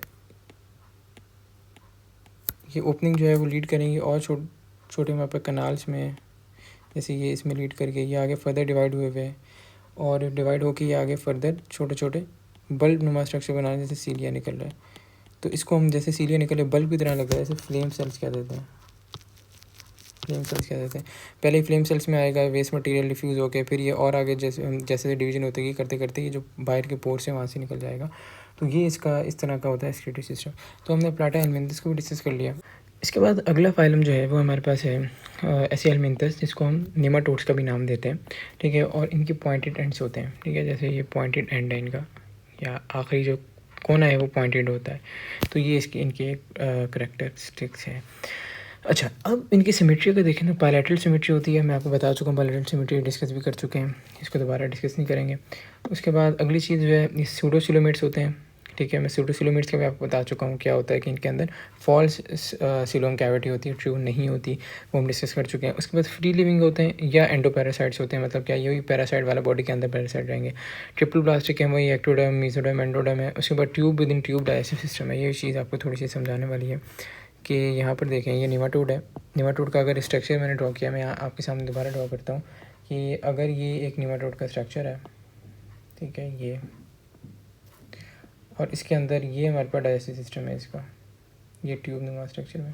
तो एक ट्यूब ये नज़र आ रही है जो मेन स्ट्रक्चर है, और एक ट्यूब ये नज़र आ रही है जो डाइजेस्टिव सिस्टम है। ऐसे ही मैंने यहाँ बनाया, एक ट्यूब जो बाहर वाली है जो इसका स्ट्रक्चर है, अंदर वाली जो ट्यूब है ये डाइजेस्टिव सिस्टम है। तो ट्यूब विद इन ट्यूब इसका डाइजेस्टिव सिस्टम हमें नज़र आता है, ठीक है। तो ये इसका होगा डाइजेस्टिव सिस्टम। रेस्पिरेटरी सिस्टम में कोई प्रॉपर सिस्टम नहीं मौजूद। एक्सक्रीटरी सिस्टम है कि एक्सक्रीटरी कनाल्स होते हुए मैं आपको समझा देता हूँ यहाँ पर। ये एक्सक्रीटरी सिस्टम है। एक्सक्रीटरी सिस्टम में क्या होता है, ये तो वही बाहर वाला जो मैंने वाइट कलर से ड्रॉ किया हुआ है, ये तो इसका मेन स्ट्रक्चर है। इसके अंदर जो मैंने स्ट्रक्चर ड्रॉ किया है वो इसका क्या है, एक्सक्रीटरी सिस्टम है, जो मैं अब डार्क करूँगा इसको, ठीक है। ये सारा ये जो है ये एक्सक्रीटरी सिस्टम है। तो excretory system longitudinal excretory duct होती है। जैसे मैं यहाँ आपके सामने ड्रॉ करता हूँ ताकि आपको सामने ड्रॉ हो तो समझ अच्छा आ जाता है। तो अब जो मैं बनाऊंगा ये एक्सक्रीटरी सिस्टम होगा, ये लॉन्गिट्यूडनल है, मतलब कि लेंथ वाइज चल रहा है। तो ये लॉन्गिट्यूडनल डक्ट हैं दो, ठीक है, एक मैंने बना दी, दूसरी बना दी, ये दो हैं और यूनाइट होते हैं इंटीरियर एंड पे। ये इसका इंटीरियर एंड है, अब मैं वाइट कलर से इंटीरियर एंड को मार्क कर रहा हूँ, ये इंटीरियर एंड है। तो यहाँ पर आके दोनों मिल जाती हैं, बाकी देखें ये सेपरेट है और पीछे यहाँ पर एनएस में खुल जाती हैं। तो एक्सक्रीटरी सिस्टम इसका ऐसे हो जाता है, ठीक है। अच्छा, इसके बाद जो अगला है वहाँ पर नर्वस सिस्टम है। नर्वस सिस्टम क्या है कि इसके अंदर सीएनएस होता है और इनके अंदर सेंसरी ऑर्गन्स भी मौजूद होते हैं। एज पेपिलाई, मतलब पेपिलाई एक ऐसा स्ट्रक्चर है जिनके सेंस करने में, जैसे हमारे सेंसरी ऑर्गन्स आई है, हमारे पास एयर है, हमारे सेंसरी ऑर्गन्स हैं, हम सेंस करने में किसी चीज़ को ये यूज़ करते हैं। तो इनके सेंसरी ऑर्गन ऐसा पेपिलाई होते हैं, बस ये स्ट्रक्चर है वो सेंसरी ऑर्गन का काम कर रहा है। सीएनएस अब जो सेंट्रल नर्वस सिस्टम इनका कैसे अरेंज है, ये थोड़ा सा एडवांस्ड है पिछले ऑर्गेनिज्म से। कि इनका कैसे अरेंज होता है कि ये नर्व रिंग है, मैं यहाँ ड्रॉ करता हूँ कि ये इनका स्ट्रक्चर है दोबारा, ठीक है, ये स्ट्रक्चर है। ये जो मैं गोल दायरा बना रहा हूँ नर्व रिंग है, इनके नर्व रिंग, ठीक है। नर्व रिंग से इनके कुछ कॉर्ड्स निकलती हैं, ठीक है। जैसे ये हमारे पास आगे वाले स्ट्रक्चर, ये इसको वेंट्रल कह देंगे और ये वाली साइड को हम वेंट्रल का नाम दे देंगे, ये वाली साइड को डॉर्सल का नाम दे देंगे। तो एक कॉर्ड निकलती है, ये वेंट्रल कॉर्ड हो गई, ये वाली कॉर्ड निकलेगी, ये डॉर्सल कॉर्ड हो गई। एक साइड्स पे भी कॉर्ड निकलते हैं ऑर्गेनिज्म से, यहाँ आ रहा है 3D डायग्राम भी बना सकते हैं हम। तो साइड्स पे भी कॉर्ड निकलेंगी। तो इस तरह से 3 तरह की कॉर्ड निकलती हैं, डॉर्सल, वेंट्रल और लेटरल कॉर्ड्स, नर्व कॉर्ड्स निकलती हैं। ये हमारे पास यही नर्व रिंग्स है। तो ये इनका होता है नर्वस सिस्टम। उसके बाद कोई सर्कुलेटरी सिस्टम प्रॉपर मौजूद नहीं है और हमारे पास स्केलेटल भी कोई प्रॉपर मौजूद नहीं है। हाँ, रिप्रोडक्शन के जो सेक्सी सेपरेट है, मतलब मेल अलग होगा और फीमेल अलग होगा। उसके बाद अगर मूवमेंट देखें तो डॉर्सोलेटरल और वेंट्रोलेटरल मसल्स होते हैं। अब इसका मतलब क्या है, यहाँ देखें ये डायग्राम बनाई हुई है, इसको मैंने पहले हम इसका स्ट्रक्चर ऐसे बना रहे थे, ठीक है। तो अब मैंने इसका स्ट्रक्चर ऐसे बना दिया है, बस स्ट्रक्चर का बनाने का स्टाइल चेंज किया, कुछ नहीं चेंज किया, ठीक है। तो अब इस डायग्राम में देखें, इस डायग्राम में तो मैंने यहाँ जो अंदर चीज़ें बनाई हुई हैं स्ट्रक्चर से, जो अब मैं वाइट से दोबारा ड्रॉ कर रहा हूँ, ये इसके मसल्स हैं कुछ, ठीक है। तो मसल्स जो हैं इसके बाद लॉन्गिट्यूडनल मसल्स होते हैं। एक सर्कुलर मसल्स ऐसे होता है, अगर मैं ये स्ट्रक्चर दोबारा यहाँ ड्रॉ करूँ तो इसको अगर ऐसे कवर करेगा सर्कुलर मसल्स होता है। अगर लेंथ वाइज जाएगा लॉन्गिट्यूडनल मसल, तो ये देखिए ये वाले मसल इसके लेंथ वाइज जा रहे हैं, तो ये लॉन्गिट्यूडनल मसल्स हो गए और ये अलॉन्ग लेंथ अरेंज है, ये तो हमें पता चल गया। अब लॉन्गिट्यूडनल मसल्स में भी कुछ चीज़ ये होती है कि अब मैं इसको यहाँ पर जूम करके समझे, यहाँ से मैंने कट सेक्शन लिया, इसको मैंने यहाँ जूम कर दिया, ठीक है। तो जूम किया, उसको गोल दायरे में हमने ड्रॉ किया समझने के लिए। तो ये वाली साइड डॉर्सल साइड ले ली हमने, ये आगे वाली वेंट्रल साइड ले ली। तो यहाँ पर एक मसल का एक बंच मौजूद होता है जो मैंने ये मार्क किया हुआ, ये 1 मार्क कर रहा हूँ इसको, और ये दूसरा है। तो डॉर्सल और डॉर्सल के साथ थोड़ा साइड में आ रहा है, तो इसलिए इसको हम नाम दे देते हैं डॉर्सोलेटरल। लेटरल का वर्ड हम साइड्स के लिए यूज़ करते हैं। सिमिलरली ये वेंट्रल साइड है, जिसको मैं 3 मार्क कर रहा हूँ, ये एक मसल है और 4 एक मसल है। तो ये 3 वाला है तो वेंट्रल साइड पे आ रहा है, मगर 4 जो है थोड़ा सा भी साइड पे जा रहा है, तो इसको भी हम लेटरल मसल का नाम दे देंगे। तो ये इनके पास लोकोमोशन के मसल्स होते हैं जो कि ये कॉन्ट्रैक्ट करके मूव करते हैं आगे। तो डॉर्सोलेटरल, वेंट्रोलेटरल इनके पास मसल्स मौजूद होते हैं। अब एग्जांपल्स में एस्कैरिस है इसके पास, और रेप्टाइटिस है, इंटेरोबियस है, इनकाइलोस्टोमोटा है, ठीक है। ये सारे इनके हमारे पास एग्जाम्पल्स में आ गए। उसके बाद एंडोपैरासाइट है, ये तो हम डिस्कस कर चुके हैं कि ये बॉडी के अंदर रहता है और एज अ पैरासाइट एक्ट करता है। तो ये तो हमारे पास हमने नीमाटोड्स को डिस्कस किया। ऐसे ही अब अगले फाइलम को डिस्कस करते हैं जो कि है हमारे पास एनेलिडा। एनेलिडा जो है, एक तो इसकी जो मेन बात है, आपको कुछ पता हो तो सेगमेंटेड बॉडी होती है। कैसे, मैं यहाँ ड्रॉ करूँगा, ठीक है, यहाँ ड्रॉ करो। ये ऐसे सेगमेंट्स में अरेंज होती है इसकी बॉडी, ऐसे जैसे मैं ड्रॉ कर रहा हूँ, ठीक है। सेगमेंटेड बॉडी इसको हम नाम देते हैं। उसके बाद सिमेट्री वही बायलैटरल सिमेट्री है। सिलोमेट्स होते हैं, प्रॉपर सिलोम मौजूद है इसके पास। सिलोमेट क्या है आप वीडियो पीछे करके देखें, हमने डिस्कस किया है। उसके बाद एक्वेटिक भी हो सकते हैं, पानी के अंदर, टेरेस्ट्रियल ज़मीन पे भी रह सकते हैं। ट्रिपोब्लास्टिक है वही, एक्टोडर्म, मेसोडर्म, एंडोडर्म मौजूद है। ट्यूब लाइक डायजेस्टिव सिस्टम मौजूद है, ठीक है। ट्यूब लाइक डायजेस्टिव सिस्टम यही है कि इसके पास माउथ ओपनिंग अलग होगी, एनएस ओपनिंग अलग होगी। बट एक चीज़ यहाँ पर इंपॉर्टेंट है, वो मैं इस जगह लिख रहा हूँ नीचे, ठीक है। वो ये होता है इसके माउथ के ऊपर एक स्ट्रक्चर मौजूद होता है, इसको हम नाम देते हैं प्रोस्टोमियम का। ये एमसीक्यू के लिए इंपॉर्टेंट चीज़ है कि माउथ इसका कवर हुआ होता है एक स्ट्रक्चर, जैसे अगर माउथ है तो माउथ को कवर किया हुआ एक स्ट्रक्चर है प्रोस्टोमियम जिसका नाम है। बस एमसीक्यू के लिए आपने जहन में ज़रूर रखना है। उसके बाद रिस्पिरेटरी सिस्टम प्रॉपर मौजूद नहीं है। हाँ, रेस्पिरेटरी सिस्टम में इसके पास मेटानेफ्रेडियाज होते हैं, वो हम यहाँ मैं आपको दिखाता हूँ। देखिए ये इसका रेस्पिरेटरी सिस्टम में मैंने ड्रॉ किया है, यहाँ दोबारा ड्रॉ कर लेता हूँ। सेगमेंट्स होते हैं ना, ये एक सेगमेंट बना लेते हैं, ये दूसरा सेगमेंट बना लेते हैं। तो हर सेगमेंट में 2 मेटानेफ्रेडिया मौजूद होते हैं। जैसे ये मेटानेफ्रेडिया का स्ट्रक्चर है, ये जो आपने मेटानेफ्रेडिया के स्ट्रक्चर में याद रखें, इसके बाद सीलिया होते हैं। ये जो आगे एक्सटेंशन से निकली हुई सीलिया है और ये ट्रैप करेंगे एक्सक्रीटरी मटेरियल को। और ये मेटानेफ्रेडिया का पूरा स्ट्रक्चर है, 2 होंगे इस लोब में, यहाँ भी 2 होंगे, ठीक है। एक इस तरफ है, एक दूसरी तरफ है। हम 3D डायग्राम नहीं है तो दूसरी तरफ भी होगा। फिर ये भाई यहाँ बाहर पोर होगा, वहाँ से ये एक्सक्रीशन हो जाएगी। तो इस पूरे स्ट्रक्चर को हम नाम दे देते हैं मेटानेफ्रेडिया का। और ईच सेगमेंट के पास अपना मेटानेफ्रेडिया इनके पास मौजूद होता है, ठीक है। अच्छा भाई, ये हो गया हमारे पास पेयर नेफ्रीडिया या मेटानेफ्रीडिया हो गया। अब इनका नर्वस सिस्टम है, उसके अंदर सीएनएस होता है, ब्रेन होता है और नर्व कॉर्ड्स होती हैं, वो हम यहाँ पर डिस्कस कर लेते हैं। इनके बाद नर्व होता है, ब्रेन होता है, उसके बाद नर्व कॉर्ड्स होती हैं। नर्व कॉर्ड की एक चीज़ आपने ध्यान में रखनी, वेंट्रल साइड पे होती हैं। जैसे मैंने आपको बताया था कि वेंट्रल साइड होती है एक बॉडी की और एक डॉर्सल साइड होती है। तो इनकी वेंट्रल साइड पे नर्व कॉर्ड्स मौजूद होती हैं। और नर्व कॉर्ड जैसे हमारे अंदर क्या है, हमारे स्पाइनल कॉर्ड है, स्पाइनल कॉर्ड से नर्व्स निकलनी है। तो जाहिर है ये लोग वर्टिब्रेट्स नहीं है, तो इनके स्पाइनल कॉर्ड नहीं होगी, तो हम उसी से मिलते जुलते एक स्ट्रक्चर उसको नर्व कॉर्ड का नाम दे दिया। तो नर्व कॉर्ड है, स्पाइनल कॉर्ड नहीं है, तो नर्व तो वहाँ से भी निकलेंगे, नर्व अराइज होती हैं और उनकी पूरी बॉडी में डिस्ट्रीब्यूट करती हैं। तो वही थोड़ा सा मिलता जुलता ही स्ट्रक्चर है, ठीक है। ब्रेन हो गया, सीएनएस ब्रेन और नर्व कॉर्ड्स निकल लें। उसके बाद वेंट्रल नर्व कॉर्ड मेंशन भी है, तो मैंने बताया कि वेंट्रल साइड में मौजूद होता है। सर्कुलेटरी सिस्टम क्लोज है। क्लोज का मतलब ये होता है कि ब्लड जो है ब्लड वेसल्स में सर्कुलेट कर रहा है, नॉट ओपनली बॉडी में ऐसे सर्कुलेट नहीं कर रहा है, ब्लड वेसल्स में सर्कुलेट करता है, उसमें क्लोज सर्कुलेटरी सिस्टम कह देते हैं। स्केलेटन हाइड्रोस्टैटिक होता है, मतलब इसके अंदर फ्लूइड होता है, इसके स्केलेटन में, इसके बॉडी में फ्लूइड होता है, तो हम हाइड्रोस्टैटिक स्केलेटन इसको नाम दे देते हैं। उसके रिप्रोडक्शन है, सेक्सुअल रिप्रोडक्शन करता है। हर्माफ्रोडाइट होते हैं कुछ, ठीक है, और कुछ ऐसे भी हो सकते हैं इनके सेपरेट सेक्सेस। हर्माफ्रोडाइट वही है कि मेल फीमेल सेक्स एक ही में मौजूद होगा, और सेपरेट सेक्सेस वाले भी हो सकते हैं। हर्माफ्रोडाइट अर्थवूम होते हैं, आपसे हमसे पूछा जा सकता है, ठीक है, और सेपरेट सेक्सेस वाला नेरियस होता है। उसके बाद जो इसका लार्वल फॉर्म है ट्रोकोफोर है, वही मैंने डिस्कस किया है कि ट्रोको लार्वा एक ऐसे है कि जो बन रहा है, तो एक स्टेज है, तो ट्रोकोफोर उस स्टेज का एक नाम है कि ये लार्वल फॉर्म में मौजूद होता है।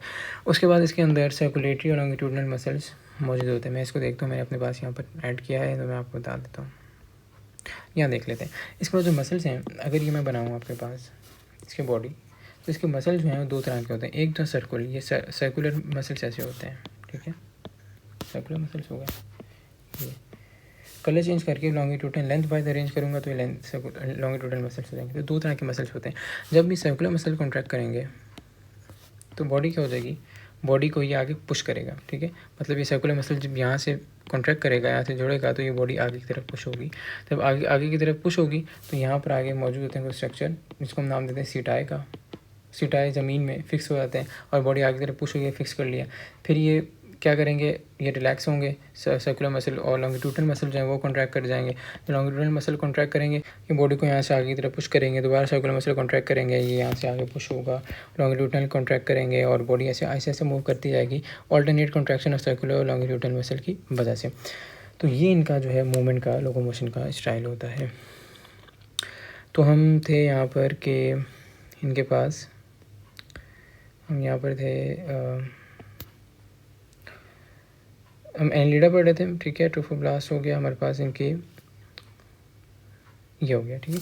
मूवमेंट जो सर्कुलर लॉन्गिट्यूडनल मसल से हो रही है, यही मैं आपसे डिस्कस कर रहा हूँ, ठीक हो गई। अच्छा, इसके बाद अगला जो है हमारे पास, अब इसकी एग्जांपल्स आ गई।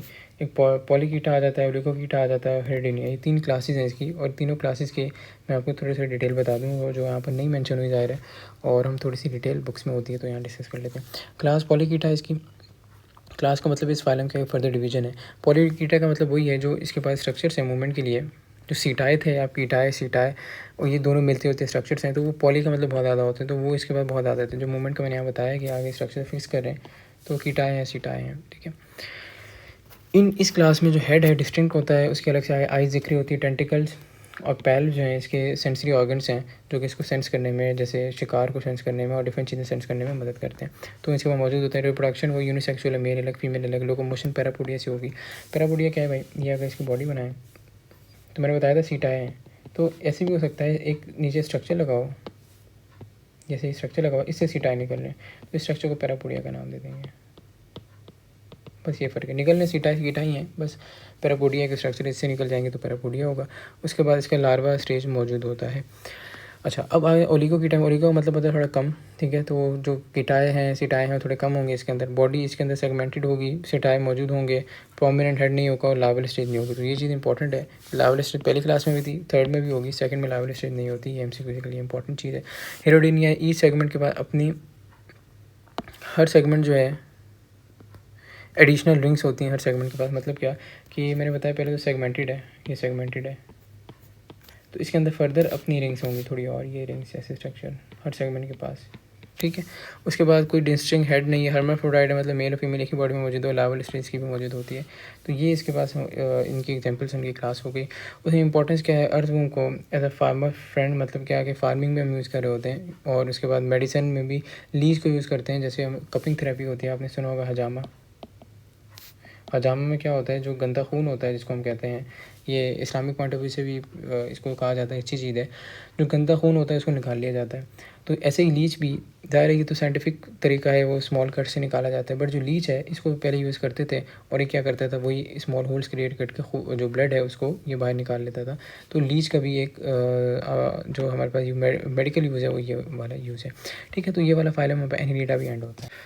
अगला फाइलम जो है वो है फाइलम मोलस्का, ठीक है। अब फाइलम मोलस्का जो है, एक तो इसकी सबसे जो पहली बात ये है कि इसकी सॉफ्ट बॉडी होती है, ठीक है। सॉफ्ट बॉडी एनिमल्स होते हैं। बायलैटरल सिमेट्री है, और एसिमेट्रिकल भी कुछ होते हैं, हम आगे पढ़ेंगे क्लास में जाके, इनकी क्लासेज हैं उसमें। बायलैटरल सिमेट्री हम डिस्कस कर चुके हैं क्या होती है। उसके बाद सिलोम्स के बाद मौजूद होता है, सिलोमेट्स होते हैं, या एक्वेटिक पानी में रहेंगे या ज़मीन पर भी रह सकते हैं। ये चीज़ें सिंपल हो गई। ट्रिपल ब्लास्टिक हुई, 3 लेयर, एक्टो, एंडो, मीजोडर्म। अच्छा, अब इसका पहले तो मैं इसके जो बेसिक स्ट्रक्चर है उसकी बॉडी का वो मैं आपको दिखाता हूँ यहाँ पर, ठीक है। मोलस्का की 3 बॉडी के बेसिक स्ट्रक्चर है, जिसको हेड है, फुट है और विसरल मास है। तो अगर डायग्राम ड्रॉ करें, मैं आपके सामने डायग्राम ड्रॉ कर देता हूँ। ये देखिएगा कि ये इसका हेड है जो मैं ड्रॉ कर रहा हूँ, ये फुट है, और ये एक मास निकला हुआ है यहाँ से, विसरल मास कहला रहा है। ये हो गया हेड, ये हो गया फुट, ये हो गया विसरल मास। अब विसरल मास के अराउंड एक लेयर मौजूद होती है, मैं अब ड्रॉ करूँगा। ये जो लेयर मैं ड्रॉ कर रहा हूँ विसरल मास के अराउंड, इस लेयर को हम कहते हैं कि ये है मेंटल लेयर, और ये इसका शेल को सिक्रीट करती है, ठीक है। इसके अराउंड जो कवरिंग है, ये अपने अराउंड, जैसे अगर ये मोलस्का है तो अपने अराउंड कवरिंग बना के रखेगा। मोस्ट ऑफ द मोलस्क, कुछ एक्सेप्शंस भी होंगी। तो ये जो शेल है इसके अराउंड, इसको सिक्रीट करती है मेंटल। ये भी MCQ आपसे बन सकते हैं, मेंटल कौन सिक्रीट करता है। अब हेड पे एक स्ट्रक्चर होता है जिसको जुबान नुमा स्ट्रक्चर कहते हैं, उसका नाम है, मैंने अभी बनाया, इसका नाम है, यहाँ नीचे लिख रहा हूँ, रेडुला। रेडुला के बाद टीथ लाइक स्ट्रक्चर होते हैं, ठीक है। ये इसके जो खाना, जो न्यूट्रिशन में वहाँ ये काम देगा, ठीक है। तो अच्छा, एक चीज़ ये होगी। अब कुछ कभी कभी क्या होता है कि मेंटल कैविटी बन जाती है। जैसे मैं यहाँ से इसको, ये जो विसरल मास था, अब यहाँ से मैं रिमूव करके इसको इमेजिनेट कर रहा हूँ, ये अंदर की तरफ चला गया, ठीक है। ये विसरल मास है, ये अंदर की तरफ यहाँ से चला गया। तो अब जो ये इसके बीच में कैविटी बनी है ये सारी, इसको हम नाम दे रहे हैं, ये है मेंटल कैविटी, ठीक है। ये इसका नाम दे रहे हैं मेंटल कैविटी का, ठीक है। इसके अंदर जो इसकी रिस्पिरेशन के ऑर्गन्स हैं, वो गिल्स, वो यहाँ पर मौजूद होते हैं। कभी कभी गिल्स जो है मॉडिफाई होकर लंग्स भी बना देते हैं, ठीक है। क्योंकि अब ये जो है एडवांस एनिमल्स की तरफ मूव करता जा रहा है, तो एडवांस करैक्टर्स भी इसके अंदर आते जाएंगे, ठीक है। अब यहाँ से देखते हैं भाई, इसके tube like, radular tongue like structure है, मैं आपको बता चुका हूँ। गिल्स, और गिल्स कभी कभी मॉडिफाई होकर लंग्स भी बना देते हैं। कहाँ थे, मेंटल कैविटी में थे, भी देख लिया। उसके बाद इसका जो एक्सक्रीटरी सिस्टम है वो नेफ्रीडिया, हमने यहाँ पढ़ा था लीडा में, मेटानेफ्रीडिया था, ये मेटानेफ्रीडिया है, ठीक है। मेटानेफ्रीडिया था। यहाँ इसका जो वैसे ही एक स्ट्रक्चर है, जैसे हमारे पर लंग किडनीस हैं, इसका नेफ्रीडिया है, सामने याद रखना है, जो MCQ में पूछा जाता है। उसके बाद इसके बाद 3 पेयर्स ऑफ गैंग्लिया होता है। गैंग्लिया क्या है भाई, कलेक्शन ऑफ सेल बॉडीज़ को यहाँ मैं लिख रहा हूँ कलेक्शन ऑफ सेल बॉडीज़ को गैंग्लिया कहते हैं। अब इसके बाद कलेक्शन ऑफ सेल बॉडीज़ हैं और उससे कुछ नर्व्स निकल रही हैं जो पूरी बॉडी को सप्लाई कर रही हैं, तो इनका ये नर्वस सिस्टम है। उसके बाद सर्कुलेशन जो है ओपन क्लोज दोनों हो सकती है। ओपन का मतलब ये है कि जो इनकी बॉडी होगी, मैं इसको चलिए यहीं पर ड्रॉ करता हूँ, यहाँ ले जाके इनकी जो बॉडी होगी, जैसे ये अगर इनकी बॉडी है तो बॉडी कुछ कंपार्टमेंट्स में डिवाइड है, ठीक है। उन कंपार्टमेंट्स में, और ये अगर हार्ट है तो इन कंपार्टमेंट्स में हार्ट जब पंप करेगा तो इन कंपार्टमेंट्स में इनका क्या चला जाएगा, इनका ब्लड चला जाएगा, जो कि ब्लड होता है इनका ब्लू कलर का, क्योंकि इसके अंदर हीमोग्लोबिन नहीं मौजूद होता। एक पिगमेंट मौजूद होता है, इसका नाम है हीमोसियानिन, जो कि ब्लू कलर का होता है, इस वजह से इनका ब्लड ब्लू कलर का हमें मिलता है, ठीक है। तो ओपन क्लोज हो गया सर्कुलेटरी सिस्टम। अच्छा, इसके बाद जो इनका जो आपके पास शेल है, जो मैंने बताया मेंटल सीक्रेट करते हैं, यहाँ पर ऊपर हमने देखा है भी कि इनके अराउंड जो हमने इसको यहाँ देखा है, इनके अराउंड जो शेल था वो मेंटल सीक्रेट कर रहा था, मैं आपको समझा चुका हूँ। और मैं जो ये शेल है कैल्शियम कार्बोनेट से बना होता है, तो इसीलिए इसको यहाँ पर नाम दे रहे हैं कि कैलकेरियस, कैल्शियम कार्बोनेट का ही वही मतलब है, ठीक है। ये चीज़ होगी क्लियर। इसके बाद है जो सेक्सुअल रिप्रोडक्शन का है, सेक्सेस सेपरेट होते हैं सारे, मैंने बताया एडवांस की तरफ जा रहे हैं, तो मेल फीमेल अब अलग होते जाएंगे। लार्वा स्टेज है, ट्रोफोफोर लार्वा हमें मिलेगा, जैसे हमें पहले भी मिल रहा है कुछ ऑर्गेनिजम्स में। उसके बाद इसका मस्कुलर फुट होता है, जैसे मैंने यहाँ पर आपको दिखाया है कि ये जो फुट था इसका हेड के नीचे, ये वाला ये फुट है, ये मस्कुलर है, ठीक है, ये मस्कुलर है, तो ये मौजूद होता है। ये वाला स्ट्रक्चर जो मैंने ड्रॉ किया, आप थोड़ा विजुलाइज कर लें तो काफ़ी पॉइंट्स क्लियर हो जाएंगे। अब इसकी क्लासेस हैं, जो मैं क्लासेस यहाँ से आपको दिखाता हूँ, यहाँ पर आपको आगे मेंशन की हुई हैं क्लासेस। इसके 3 मेन हमने पढ़नी है। सबसे पहली क्लास पढ़ेंगे गैस्ट्रोपोडा। गैस्ट्रोपोडा एसिमेट्रिकल होते हैं, जो मैंने बताया था कि यहाँ पर सबसे पहला जिसका करेक्टर था कि बायलैटरल सिमेट्री और सीधा एसिमेट्री लिखा हुआ है, तो एसिमेट्री एक्चुअली जो मैंने बोला है वो गैस्ट्रोपोडा की वजह से, ठीक है। उसके बाद कॉइल इनका शेल होता है, मैंने बताया कि इनके ऑर्गेनिज्म है, इसके अराउंड शेल मौजूद होगा, तो शेल जो है वो कॉइल्ड होगा, ऐसे जैसे मैं ड्रॉ कर रहा हूँ कॉइल की फॉर्म में होगा गैस्ट्रोपोडा में।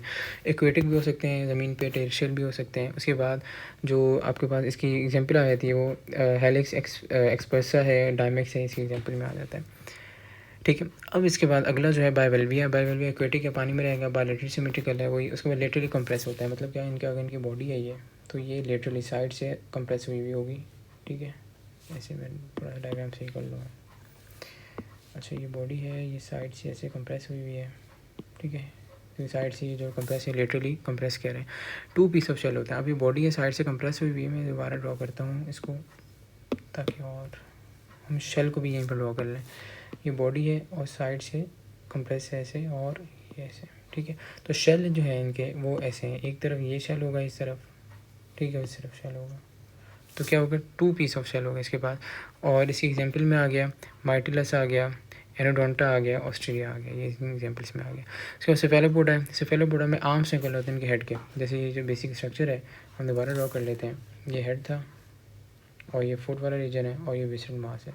तो जो हमारे पास इनका जो रीजन है हेड वाला, ये इससे कुछ आर्म्स निकल होते हैं, हाथ नुमा स्ट्रक्चर ऐसे, ये इनका करेक्टर है। बायलैटरल सिमेट्रिकल वही है, एक्वेटिक होंगे। उसके बाद शेल या तो नहीं होता है, एब्सेंट होता है, क्यों? क्योंकि एक्टिव है, इनकी एक्टिविटी बहुत ज़्यादा है, तो उन्होंने शेल के मामले में कंप्रोमाइज़ कर लिया, क्योंकि ज़ाहिर है अगर ये ऑर्गेनिज्म है इसके ऊपर कवरिंग है जो बहुत मोटी कवरिंग है, तो ये या तो बहुत स्लो मूव करेगा या नहीं मूव कर पाएगा। तो जब ये कवरिंग को मूव कर देगा इसके ऊपर से, समझे किसी बंदे के सर पे बहुत ज़्यादा वेट रख दें तो या तो बिल्कुल रुक जाएगा, बहुत आहिस्ता आहिस्ता मूव करेगा, तो जब वो वेट हटा देंगे तो वो भाग भी सकते हैं। बिल्कुल वैसे ये एक्टिव है, तो शेल अपना रिमूव कर देते हैं ताकि ये अपनी एक्टिविटी पूरी सही तरह कर सके। एग्जाम्पल में लॉरीको आ गया, सेपिया आ गया, ऑक्टोपस, सारे एग्जाम्पल्स में आ गए, ठीक है। अच्छा भाई, तो अब यहाँ पर देख लें गैस्ट्रोपोडा है, गैस्ट्रोपोडा एग्जांपल दे दी, स्नेल्स लग है, बायवेल्विया है, ऑस्ट्रिया एग्जांपल दे दी, सेफेलोपोडा, स्क्विड है, कटलफिश, सारे एग्जांपल्स आपको अपनी बुक के हिसाब से और अच्छी याद करनी पड़ेंगी, क्योंकि एग्जांपल्स पे हमारा फोकस है, हमारा फोकस अभी ज़्यादा इस चीज़ पे कि हम चीज़ों को क्लियर करते जाएँ। तो एग्जांपल जो अपनी बुक के हिसाब से, जो भी बोर्ड के बुक है उस हिसाब से देख लें तो और अच्छा हो जाएगा। अच्छा, अब जो MCQ के लिए इंपॉर्टेंट चीज़ है वो ये है कि जाइंट स्क्विड है, ये इसकी एग्जांपल है।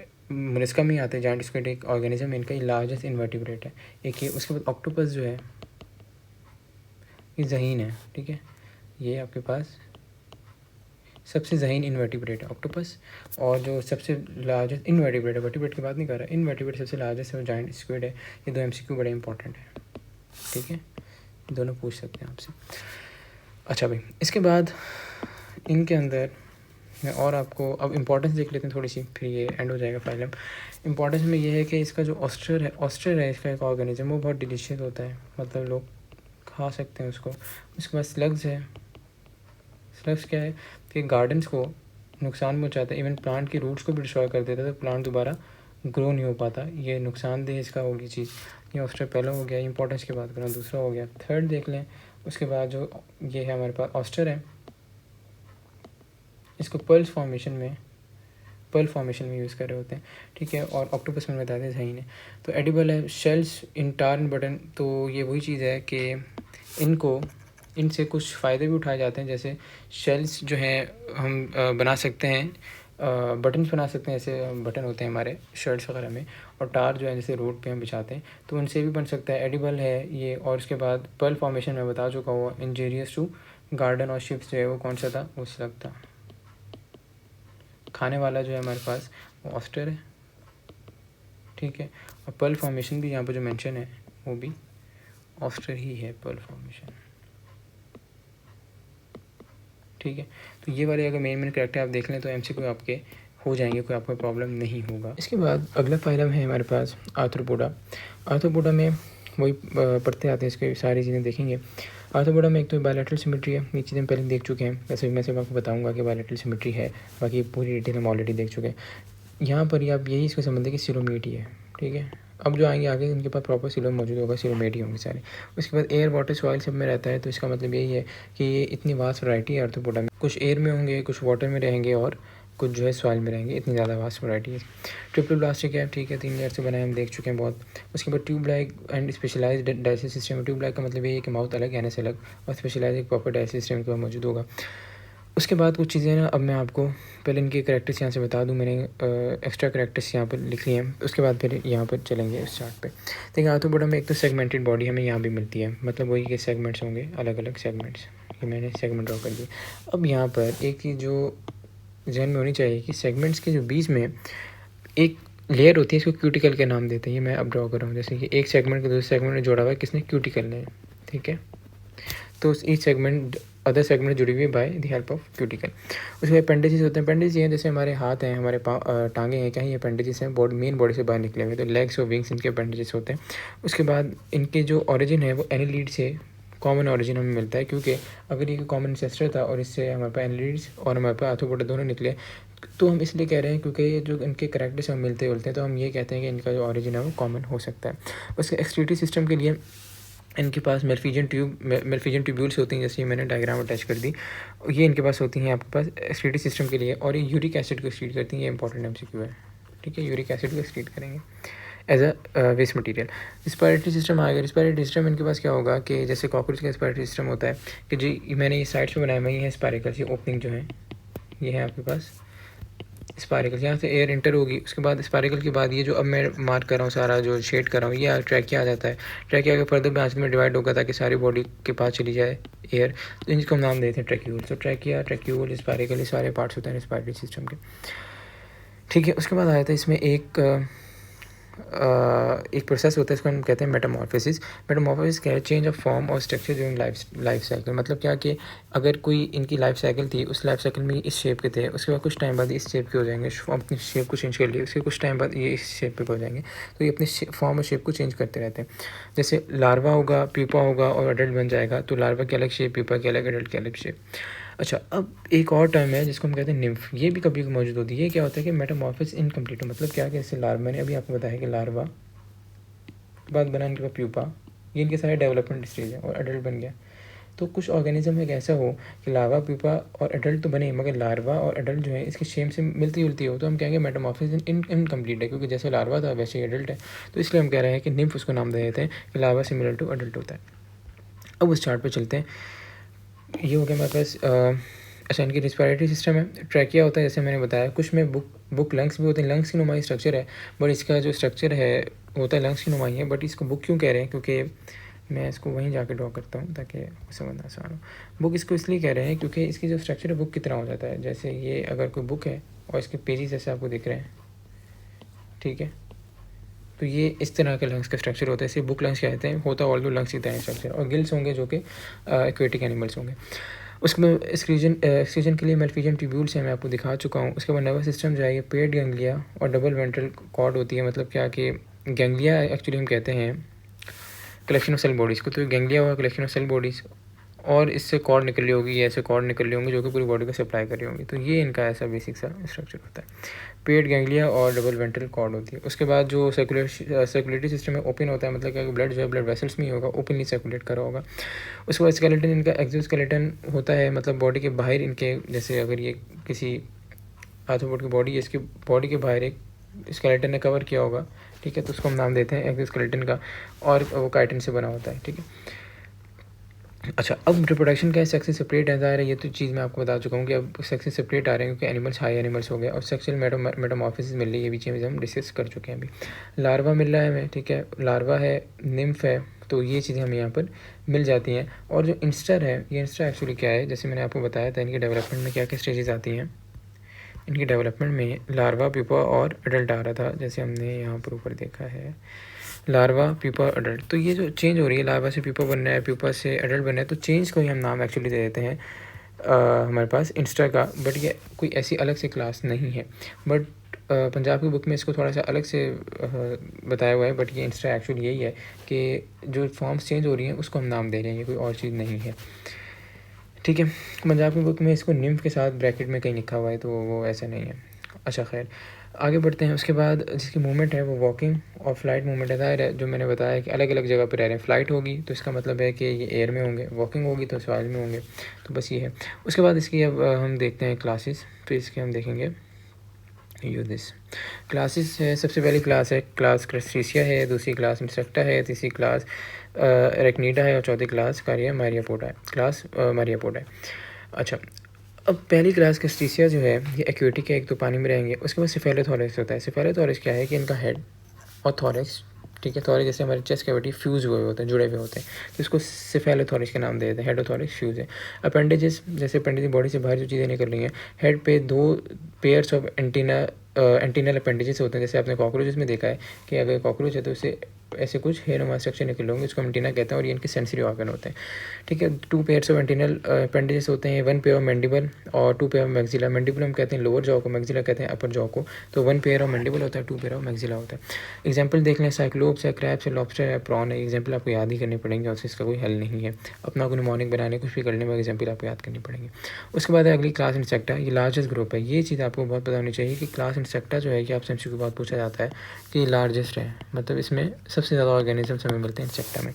उसके बाद इसके बाद हेड थोरैक्स एब्डोमिनल होगा। सिफेलोथोरैक्स हमें नहीं मिल रहा, जैसे ऊपर मिला था हेडोथोरैक्स मिला हुआ, ऐसा नहीं है इसमें। एनिमल ओविपेरस है, मतलब अंडे देते हैं। उसके बाद है मेटामॉर्फोसिस, जिसमें मिलेगा, ठीक है, वो ये मेटामॉर्फोसिस हम डिस्कस कर चुके हैं ऊपर, जैसे अपनी फॉर्म को चेंज कर रहे हैं। उसके बाद इसी एग्जाम्पल में ड्रैगन फ्लाई आ गया, मॉस्किटोस आ गए, मॉथ्स आ गए, वेस्प आ गया और बीटल्स आ गया। उसके बाद क्लास एरेक्निडा। एरेक्निडा में सिफेलोथोरैक्स दोबारा हमें मिल रहा है, हेडोथोरैक्स यूज़ होंगे, पेयर ऑफ अपेंडेजेस जिसको हम चाइल्डसेरिया कह रहे हैं, और क्लॉज होंगे इसके साथ। तो इसकी मैंने डायग्राम थोड़ी सी रफ सी बनाई हुई है, मैं आपके सामने भी बना देता हूँ कि ये अगर इनकी बॉडी है और यहाँ से कुछ स्ट्रक्चर्स निकल रहे हैं, ठीक है, जिसको हम अपेंडिजेस कह रहे हैं, चिल्सेरिया, और चिल्सेरिया के ऊपर के बाद ऐसे क्लॉ लगा हो सकता है, ये क्लॉ पंजानुमा स्ट्रक्चर है, ठीक है। और इसके बाद और भी कुछ स्ट्रक्चर को ऐसा हो सकता है जिसको हम पेरी पैल्प का नाम देते हैं, ये बड़ा सा स्ट्रक्चर। तो ये मैंने ड्रॉ किया है, ये क्लॉ है, इसके साथ ये हमारे पास ये जो अटैच है छोटा सा जो मैं मार्क कर रहा हूँ, इसको हम चिल्सेरिया कह रहे हैं। और ये बड़े बड़े स्ट्रक्चर दो हैं, ये क्या है, एक्चुअली पेडी पैल्प है, तो ये इसके अपेंडिजेस हैं। 4 पेयर ऑफ लेग्स हो सकती हैं, गिल्स होंगे, बुक लंग्स होंगे। बुक लंग का मैं कॉन्सेप्ट दे चुका हूँ। गिल्स क्या होते हैं, रिस्पायरेटरी एक्वेटिक जो होते हैं उनसे रिस्पायरेशन में काम देते हैं, वही ओविपेरस से अंडे देते हैं। उसके बाद सिंपल आइज़ होती हैं, कंपाउंड आइज़ वो हैं, जैसे अगर ये एक आँख है, इस एक आँख के अंदर बहुत सारी आँखें हों, ड्रॉ करता हूँ, जैसे एक आँख के अंदर बहुत सारी आँखें हो तो कंपाउंड आई होता है। सिंपल आई होता है कि एक ही आँख है। एग्जांपल देख लें, स्पाइडर्स है, माइट्स है, टिक्स है और स्कॉर्पियंस इसकी एग्जांपल है। क्लास मारियापोडा है, इसमें कौन नंबर ऑफ सेगमेंट्स होंगे, वही सेगमेंटेड बॉडी होगी। उसके बाद पेयर ऑफ एंटीना है, वही एंटीना निकलेंगे जैसे ऊपर हमने डिस्कस किया, और पेयर ऑफ आइज़ भी होंगे, आइज़ भी एक से ज़्यादा होंगी। उसके बाद सेंटीपीड्स है, मिलीपीड्स, इसकी क्या आ गई, एग्जाम्पल में आ गई, ठीक है। तो हमने क्लासेज भी डिस्कस कर ली हैं, तो यहाँ पर भी मेंशन है क्रिस्टेशिया, इंसेक्टा है, एरेक्निडा है और मारियापोडा है। अच्छा, अब इसकी कुछ यूजेस हैं, यूजेस हम देखते हैं। जैसे हमारे पास हार्मफुल जो होंगे, हार्मफुल में जैसे मॉस्किटो है, मॉस्किटो क्या करेगा, हमें नुकसान पहुंचाएगा। जैसे हमारे पास जो मलेरिया कॉज होता है तो प्लाज्मोडियम कॉज करते हैं, तो मॉस्किटो है। उसके बाद हमारे पास फ्लाइज आ जाती हैं। उसके बाद टीस हैं, ये हमारे पास ऑर्गेनिजम्स हैं। ये क्या अपने साथ कैरी करते हैं, ये ट्रिपैनोसोमा जो है, इसको ये एक इन्फेक्शन कॉज करने वाला आप समझें एक चीज़ है, उसको कॉज करते हैं, उसको कैरी करते हैं। और स्लीपिंग सिकनेस, सोने की बीमारी कॉज हमें करता है, एक नींद से रिलेटेड बीमारी है स्लीपिंग सिकनेस। ठीक है, उसके बाद अगला जो है हमारे पे लोकस्ट आ गया। लोकस्ट क्या करता है, ये क्रॉप्स को डैमेज करता है। ये चीज़ें थोड़ी थोड़ी याद होनी चाहिए, जो जितनी रिक्वायर्ड है उतनी मैंने लिख दी हैं। उसके बाद यूज़फुल क्या हो सकते हैं, हनी भी हमारे लिए यूज़फुल हो सकती है। अब मैं ये चीज़ मिटा दूँ, इसका स्क्रीनशॉट ले लें तो आप। अच्छा, अब यूज़फुल जो है, यूज़फुल हमारे पास हो सकती है, हनी भी हमारे लिए यूज़फुल हो सकती है, दायरे हम हनी निकालते हैं उससे। सिल्क वॉर्म यूज़फुल हो सकती है, हम यहाँ से सिल्क लेते हैं इससे। उसमें बटरफ्लाइज हैं, उसके इसके वेंचर इंसेक्ट्स हैं, इसके बारे में मैंने एक बात लिखी है कि ये डेड एनिमल और वेजिटेबल मैटर को ख़त्म करते हैं ज़मीन से, उसको खा लेते हैं इसके वेंचर्स। तो ये हो गया हमारे पास ये इंपॉर्टेंस में। अब अगला जो फाइलम है वो है हमारे पास फाइलम इकाइनोडर्मेटा। ठीक है, इकाइनोडर्मेटा में भी यही है कि बायलैटरल या रेडियल सिमेट्री होगी। ये चीज़ मैं आपको पहले बता चुका हूँ कि इनके जब बनने होते हैं तो सिमेट्री अलग होती है, ये वीडियो के स्टार्ट में। और जो अडल्ट रीच हो जाते हैं, अडल्ट बन जाते हैं तो सिमेट्री अलग हो जाती है, इसलिए बायलैटरल है और रेडियल है। उसके बाद सिलोम इनके पास मौजूद होता है, एक्वेटिक होते हैं, पानी में रहते हैं, ट्रिपल बास्टिक है, वही है। उसके बाद अब यहाँ पर इनके कुछ करैक्टर्स मैंने लिखे हुए हैं, वो हम पहले डिस्कस कर लेते हैं, फिर हम वहाँ जाएंगे। देखिए, इनका अगर इकाइनोडर्मेटा का आपको कुछ नहीं बताना तो आपको एटलीस्ट ये पता होना चाहिए, एमसीक्यू आपसे बहुत दफ़ा पूछा गया है कि इनके पास वाटर वेस्कुलर सिस्टम होता है। अब वाटर वेस्कुलर सिस्टम है क्या, मैं यहाँ पर आपके सामने चीज़ ड्रॉ कर देता हूँ। अगर ये इनकी स्ट्रक्चर कुछ अगर ऐसा है इकाइनोडर्मेटा का, तो इसके पास एक बीच में पानी की नाली होगी और हर एंड पे, जैसे ये एक ट्यूब है तो यहाँ हर एंड पे पानी की ट्यूब जा रही होगी, जो मैं ड्रॉ कर रहा हूँ। ठीक है, तो ये जो पूरा सिस्टम है कि यहाँ से वाटर एंटर होगा और वाटर ऐसे चला जाएगा हर ट्यूब में, तो ये वाटर वेस्कुलर सिस्टम कहलाता है। इसके साथ कुछ स्ट्रक्चर्स मौजूद होते हैं यही हर पानी की नाली के साथ, जिसको हम नाम दे देते हैं ट्यूब फीट का। तो ये मैंने ड्रॉ किया है कि बीच में सेंट्रल एक ट्यूब है, उसके हर कोने पे एक एक नाली जा रही है और साइड में कुछ फीट मौजूद है, ट्यूब फीट का नाम दे रहे हैं। लोकोमोशन में इसके इनके मूवमेंट में काम देते हैं। अच्छा, अब एक ओपनिंग है इसकी जिसको मेड्रीपोराइड कहते हैं, कि वाटर यहाँ से एंटर होता है। ठीक है, मेड्रीपोराइड एक ओपनिंग है जहाँ से वाटर एंटर होगा, यही वाटर वेस्कुलर सिस्टम का समझें एक पार्ट है, वहाँ से वाटर एंटर होगा। कहाँ लोकेटेड, एब ओरल साइड में। एक होती है ओरल साइड, मतलब क्या कि माउथ वाली साइड, अगर एब ओरल साइड मतलब इसके ऑपोजिट साइड एनएस वाली साइड, तो वहाँ पर ये वाली ओपनिंग मौजूद होती है, यहाँ से वाटर एंटर होता है। तो ये तो हमारे पास होगा वाटर वेस्कुलर सिस्टम के बारे में, इतनी चीज़ आपको आइडिया होनी चाहिए। मेनली सिंपल एमसीक्यू पूछा जाता है कि वाटर वेस्कुलर सिस्टम कौन से फाइलम का करैक्टर है, तो इकाइनोडर्मेटा सिंपल आंसर होता है। उसके लोकोमोशन में 2 फीट डिस्कस कर चुके हैं। लार्वा की इसके बाद जो फॉर्म्स हैं वो बाइपिनेरिया है, बैक्यूलेरिया है, तो ये इनके फॉर्म्स हैं, नाम याद करने हैं बस। और रीजनरेशन की कैपेसिटी होती है, मतलब क्या कि अगर ऐसे ये ऑर्गेनिज्म था, आपने इसका ये वाला एंड काट दिया, ठीक है, ये वाला एंड आपने काट दिया, तो कुछ टाइम बाद ये वाला एंड ये क्या कर लेगा, ये वाला एंड रीजनरेट कर लेगा, दोबारा बना लेगा। तो ये इनके रीजनरेशन कैपेसिटी मौजूद होती है। अब इनकी जो सिमिलैरिटीज़ हैं वो कॉर्डेट से हैं और हेमी कॉर्डेट से भी हैं। ठीक है, कॉर्डेट जो है वो सबसे वेल ऑर्गेनाइज, सबसे एडवांस जो है ग्रुप है, फाइलम है, उससे भी कुछ सिमिलैरिटीज़ रखते हैं। और हेमी कॉर्डेट हैं जो इससे बाद हमने पढ़ना है, उससे भी सिमिलैरिटीज़। अब कॉर्डेट से क्या है कि इनका मीजोडर्मल एंडोस्केलेटन, एंडोस्केलेटन मतलब बॉडी के जो अंदर के स्ट्रक्चर्स हैं, जो एंडोस्केलेटन है वो मीजोडर्मल है, मीजोडर्मल जो लेयर है वो बना रही है। ठीक है, एंडोस्केलेटन। उसके बाद ब्लास्टोपोर है। अब ये ब्लास्टोपोर फॉर्म एनएस, ये हम जो है वीडियो को स्टार्ट में डिस्कस कर चुके हैं। ड्यूटेरोजोम्स होते हैं, मैं दोबारा डिस्कस नहीं कर रहा, अगर आपने करना है तो वीडियो को स्टार्ट देखने टाइम डिस्कस कर चुके हैं। तो कॉर्डेट्स और ये हमारे पास ये वाला फाइलम जो है, ये दोनों क्या है एक्चुअली, ये ड्यूटेरोजोम्स हैं। उसके बाद जो अर्ली इनकी डेवलपमेंट है, अर्ली बनने का जो स्टाइल है वो भी सिमिलर है। अगर रिसेम्बलेंस में हेमिकॉर्डेट देखें तो हेमिकॉर्डेट और इस दोनों के पास सिलोम मौजूद है, ड्यूटेरोजोम्स हैं, वही ब्लास्टोपो एनएस में कन्वर्ट हो रहा है, और जो एंडोस्केलेटन है वो मेसोडर्म से बना है, वही वाली बात है। तो ये इनकी सिमिलैरिटीज़ हैं विद कॉर्डेट्स एंड हेमिकॉर्डेट। ठीक है, अच्छा, अब यहाँ से देखते हैं भाई इनका ट्यूब लाइक, हमने देखना है digestion, tube like lower oral and upper एब ओरल पार्ट है। ठीक है, डायजेशन का मतलब यही है कि डायजेशन में ये ट्यूब लाइक डाइजेशन सिस्टम है, एनएस और माउथ अलग ओपनिंग है। उसके बाद कोई रिस्पायरेटरी सिस्टम प्रॉपर मौजूद नहीं है, कोई एक्सक्रीशन का प्रॉपर सिस्टम मौजूद नहीं है। तो अब आप ये भी कह सकते हैं कि इनका कोई प्रॉपर सिस्टम मौजूद नहीं है, इनका जैसे एडवांस तो नहीं हुए, एक्सक्रीटरी और रिस्पायरेटरी सिस्टम प्रॉपर नहीं आ रहे इनमें, बट तो हमने इसको इतना आगे क्यों रखा है, इसको पीछे क्यों नहीं रखा है, हम इसलिए आगे इसलिए रखें क्योंकि इसके कॉर्डेट हेमिकॉर्डेट से सिमिलैरिटीज़ मौजूद है, तो सिमिलैरिटी के बेस पे हमने इसको आगे रखा हुआ है। अच्छा, अब पूर्ली ऑर्गेनाइज नर्व रिंग है। ठीक है, अराउंड फेरिंग, नर्व रिंग यही है कि कोई ऐसी रिंग होती है, ठीक है, ऐसी रिंग है जिससे नर्व निकल रही होंगी, तो पूर्ली ऑर्गेनाइज होती है अराउंड फेरिंग्स का मतलब हल्क वाले रीजन में कोई प्रॉपर नर्वस सिस्टम भी मौजूद नहीं है। उसके बाद जो सर्कुलेटरी सिस्टम है वही प्रॉपर डेवलप नहीं है। उसमें स्केलेटन है वो एंडोस्केलेटन है, मेसोडर्मल ऑरिजिन ही हम देख चुके हैं, मैंने आपको सिमिलैरिटीज़ में भी बताया। जो सेक्सीज हैं सेपरेट है, बट एक्सटर्नल फर्टिलाइजेशन है, मतलब एग्स को बाहर रिलीज़ करेंगे और स्पर्म एग मिलेंगे, एक्सटर्नल बॉडी के अंदर नहीं होगा। उसके बाद लार्वल फॉर्म भी मैं आपको बता चुका हूँ दोनों। उसके वाटर वेस्कुलर सिस्टम भी डिस्कस कर चुके हैं। एग्जाम्पल्स देख लेते हैं। सी स्टार आए थे, बिटर स्टार आए थे, सी क्यूकम्बर, ये मेन 3 एग्जाम्पल्स चाहिए, बट आपको फिंगर टिप्स होने चाहिए। उसके बाद जो इनकी इंपॉर्टेंस है ये भी हम डिस्कस कर चुके हैं। हाईएस्ट पावर ऑफ रीजनरेशन है, मैंने बताया कि वो रीजनरेशन के अगर कोई एंड इनका काट दें तो दोबारा रीजनरेट कर लेंगे, इनकी हाईएस्ट पावर ऑफ रीजनरेशन मौजूद होती है। ठीक है, इकानोडर्मेटा हो गया। अब हेमिकॉर्डेटा जो है वो स्टार्ट में नहीं है, मैंने आपके लिए लिख लिया ऑलरेडी। हेमिकॉर्डेटा के पहले तो 3 पार्ट्स होते हैं। इसके एक को हम कहते हैं प्रोपिसियस, कॉलर और ट्रंक। ये मैं आपको डायग्राम से दिखाऊंगा। देखें यहाँ पर, देखें ये इसका जो डायग्राम है बहुत ज़्यादा है, बट जितना रिक्वायर्ड है मैं आपको बता रहा हूँ। ये प्रोपिसियस हो गया, उसके बाद ये कॉलर हो गया, ठीक है, और ये पूरा नीचे ट्रंक है। जितने पार्ट्स हैं नहीं करने आपने, बट ये ट्रंक है सारा। तो मेन बॉडी के 3 पार्ट्स हैं जो पता होने चाहिए आपको। उसके बाद यहाँ पर हमारे पास, ठीक है, हेमिकॉर्डेट में हैं हम। अच्छा, बिटवीन इनवर्टिब्रेट्स एंड कॉर्डेट्स, मतलब इनके भी कॉर्डेट्स में आगे वाले ग्रुप्स में वर्टिब्रेट्स मतलब बैकबोन वाले एनिमल्स आए थे, जैसे हम लोग भी कॉर्डेट्स में ही आते हैं। तो इनवर्टिब्रेट्स हैं जो हम अब तक पढ़ते आ रहे हैं, तो इनके बीच में कुछ स्ट्रक्चर है, मतलब ये है कि इनकी सिमिलरिटी कॉर्डेट्स से मिलेंगी, हम अभी पढ़ लेंगे आगे। उसके बाद ड्यूटेरोजोम्स हैं, ठीक है, ये भी। उसके बाद आगे इनके ये एग्जाम्पल्स आ गई, बुलोग्लॉसिस है और सैकोग्लॉसिस है, इसकी एग्जाम्पल है। उसके बाद इनकी बॉडी वॉल जो है, जैसे अगर इनकी बॉडी है तो ये सिंगल सेल थिक होगी, मतलब सेल की जो लेयर है वो एक होगी, सिंगल सेल होगी। उसके बाद स्ट्रेट डायसिस सिस्टम है, मतलब क्या कि अगर इनकी बॉडी है तो डायसिस सिस्टम स्ट्रेट होगा, माउथ और एनएस एक लाइन में होंगे। बहुत कम एनिमल्स हैं इनमें हल्का सा डेविएट होता है, मेनली स्ट्रेट होता है, ठीक है। उसके बाद सर्कुलेटरी सिस्टम जो है, डॉर्सल और वेंट्रल वेसल्स मिलती हैं। डॉर्सल का मतलब है कि कोई ऑर्गेनिज्म है, उसकी ऊपर वाली साइड डॉर्सल, नीचे वाली साइड वेंट्रल हो गई, तो उसमें वेसल्स मिलेंगे, डॉर्सल और वेंट्रल वेसल, मतलब कुछ थोड़ा सा वेल डेवलप है, अच्छा सर्कुलेटरी सिस्टम है। गिल स्लिट्स होंगी, ठीक है, और गिल स्लिट ऐसा ऑर्गेनिज्म है जो एक्वेटिक एनिमल्स को रिस्पिरेशन करने में मदद करता है। उसके बाद जो एक्सक्रीटरी सिस्टम है ग्लूमेरुलस के जरिए होता है, जैसे ग्लूमेरुलस को ऐसा का स्ट्रक्चर है और इसके अराउंड ब्लड वेसल्स मौजूद हैं, तो एक्सक्रीटरी सिस्टम है, ये वेस्ट को रिसीव करेगा।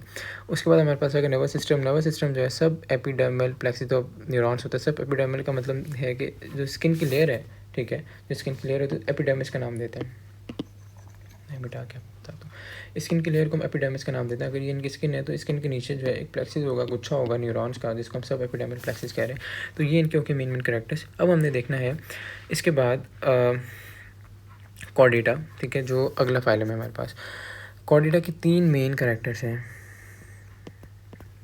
ठीक है, 3 मेन कैरेक्टर्स हैं जो कि हर कॉर्डेटा में कॉर्डेट्स में मौजूद होती हैं। वो पहले डिस्कस करेंगे, फिर हम आगे बढ़ेंगे चार्ट की तरफ। सबसे पहले नोटोकॉर्ड होती है। नोटोकॉर्ड रॉड लाइक एक स्ट्रक्चर है, ठीक है, रॉड लाइक है, सेमी रिजिड है, मतलब रिजिड नहीं है, सेमी रिजिड स्ट्रक्चर है, और प्रोटीन से फिल्ड हुआ होता है, ठीक है। और ये क्या फंक्शन परफॉर्म करता है, सपोर्ट करता है स्टिफन बॉडी को सपोर्ट करेगा, बॉडी को स्टिफ करके रखेगा, और ये स्केलेटल एक्सेस प्रोवाइड करेगा। मतलब क्या है, जैसे हम यूजुअली जो वो ऑर्गेनिज्म जिनमें बैकबोन मौजूद होती है, जैसे हमारे में बैकबोन मौजूद है, तो ये नोटोकॉर्ड जो है बाद में बैकबोन में कन्वर्ट हो जाता है। तो हम अगर अपनी रीढ़ की हड्डी देखें बैकबोन, तो बैकबोन की एक साइड बॉडी का एक हिस्सा है, एक साइड बॉडी का एक हिस्सा है, तो इसने सेंट्रल एक्सिस बनाया हुआ है, बॉडी को 2 हिस्सों में डिवाइड किया हुआ है। तो यही इसका मतलब है। जिन ऑर्गेनिज्म में बैकबोन नहीं बनती तो ये फिर कुछ और स्ट्रक्चर बना लेता है, डीजनरेट हो जाता है, ख़त्म हो जाता है। उसके बाद CNS सेंट्रल नर्वस सिस्टम होगा, जिसमें हॉलो होगा। हॉलो का मतलब अंदर से खाली, जैसे ये कोई चीज़ है तो अंदर से खाली है तो हॉलो कहेंगे इसको। और डॉर्सल इन पोजीशन, ठीक है, डॉर्सल का मतलब होता है कि पीछे की तरफ, ठीक है, पीछे की तरफ, जैसे हमारा जो स्पाइनल कॉर्ड है पीछे की तरफ है, तो ये इसका मतलब यही है। उसके बाद गिल ओपनिंग है। गिल ओपनिंग क्या है, गिल ओपनिंग कह लें, गिल्स भी नाम देने तो ठीक है। कुछ में नॉन फंक्शनल होती है, जिसमें फंक्शनल्स होगी वो क्या होगी कि कुछ ऑर्गेनिज्म में कुछ टाइम के लिए फंक्शनल होगी, जैसे फ्रॉग है, कुछ टाइम एनिमल्स के लिए हमेशा के लिए फंक्शनल होगी जिन्होंने पानी में रहना है। एम्फीबियस हो गया, फिशेज हो गए, इनके लिए हमेशा के लिए फंक्शनल होगी। तो 3 ऐसे करेक्टर्स हैं तो जो हर कॉर्डेट में मिलेंगे हमें। अब कॉर्डेट्स को हम उस चार्ट के हिसाब से देखते हैं। फाइलम कॉर्डेटा को हम स्टार्ट ले रहे हैं। फाइलम कॉर्डेटा में 3 सब फाइलम आ जाते हैं, मतलब फाइलम है उसके सब फाइलम, मतलब अब सब क्लासिफिकेशन कह लें उसको, वो आ जाते हैं। कौन कौन से, यूरोकॉर्डेटा है, सेफेलोकॉर्डेटा है, वर्टिब्रेटा है। यूरोकॉर्डेटा को सबसे पहले देखते हैं। ये दोनों जो हैं प्रिमिटिव हैं, मतलब लेस डेवलप्ड हैं, पुराने हैं। और जो वर्टिब्रेटा है इसकी डिटेल भी ज़्यादा है और ये डेवलप भी है। इसमें वर्टिब्रेटा का मतलब यही है कि इसके अंदर बैकबोन मौजूद होगी।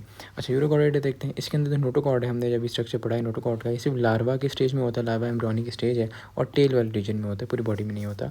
और एडल्ट जो होते हैं, जब पूरा एडल्ट बन जाएगा वो सिसाइल होते हैं, मूव नहीं कर सकते, और एक कवरिंग में होते हैं, इसको ट्यूनिक कहते हैं। जैसे अगर ये कोई ऑर्गेनिज्म है, इसके अराउंड ये कवरिंग है, ठीक है, और ये कवरिंग को हम नाम दे रहे हैं ट्यूनिक का। तो ये एनिमल्स अल्टीमेटली कहलाते हैं फिर ट्यूनिकेट्स, ठीक है। अच्छा, अब सेफेलोकॉर्डेटा जो है, इसकी नोटोकॉर्ड जो है वो हेड टू टेल, मतलब पूरी बॉडी में, इंटायर बॉडी में इनकी नोटोकॉर्ड मौजूद होती है। और उसके बाद ये नोटोकॉर्ड परसिस्ट करती है, ये नहीं है कि वो ख़त्म हो जाए। ठीक है। तो ये होगा सेफेलोकॉर्डेटा। अब है वर्टिब्रेटा। वर्टिब्रेटा में हमारे पास क्रेनियम मौजूद है, जैसे हमारे हेड वाला रीजन है, सर वाला रीजन है, ये जो ऊपर हमारा पूरा हेड में जो बोन है इसको हम क्रेनियम कह रहे हैं, इसके अंदर ज़ाहिर ब्रेन मौजूद होता है। तो इन ऑर्गेनिजम्स में भी ऐसे ही होता है, ज़ाहिर हम भी वर्टिब्रेटा में ही आते हैं। तो इसके उसका नोटोकॉर्ड जो है ये वर्टिब्रल कॉलम बना लेती है, जैसे हमारा नोटोकॉर्ड जो है वो स्पाइनल कॉर्ड बनाएगी, बैकबोन बनाएगी। उसके बाद में सुपर क्लासेज आती हैं, इसके अंदर फर्दर क्लासेज आएंगी। अब ये कौन सी क्लासेज है, हमने पहले देखा है सब फाइलम है। इस सब फाइलम के अंदर अब जो वर्टिब्रेटा में आगे फर्दर क्लासिफिकेशन आए सुपर क्लासेज है, उसमें कौन कौन सी आती हैं, उसमें आती है पाइसिस, जिसका दूसरा नाम है फिशिस, और इसके अंदर टेट्रापोडा। टेट्रा का मतलब 4 होता है, पोटा का मतलब फुटेड, तो 4 फुटेड ऑर्गेनिजम्स होते हैं। इनके अंदर एम्फीबियंस, रेप्टाइल्स, एव्स का मतलब बर्ड्स भी है, और मैमल्स। तो हम लोग मैमल्स में आए थे ना, हम आप कहेंगे हमारे 4 फुट का है, तो हमारे जो फुट को ऐसे ले रहे हैं कि 4 जो है अपेंडिजेस हैं, जैसे हमारे 2 हाथ हैं और 2 पाँव हैं, 2 टांगे हैं, तो यही 4 अपेंडिजेस हो गए।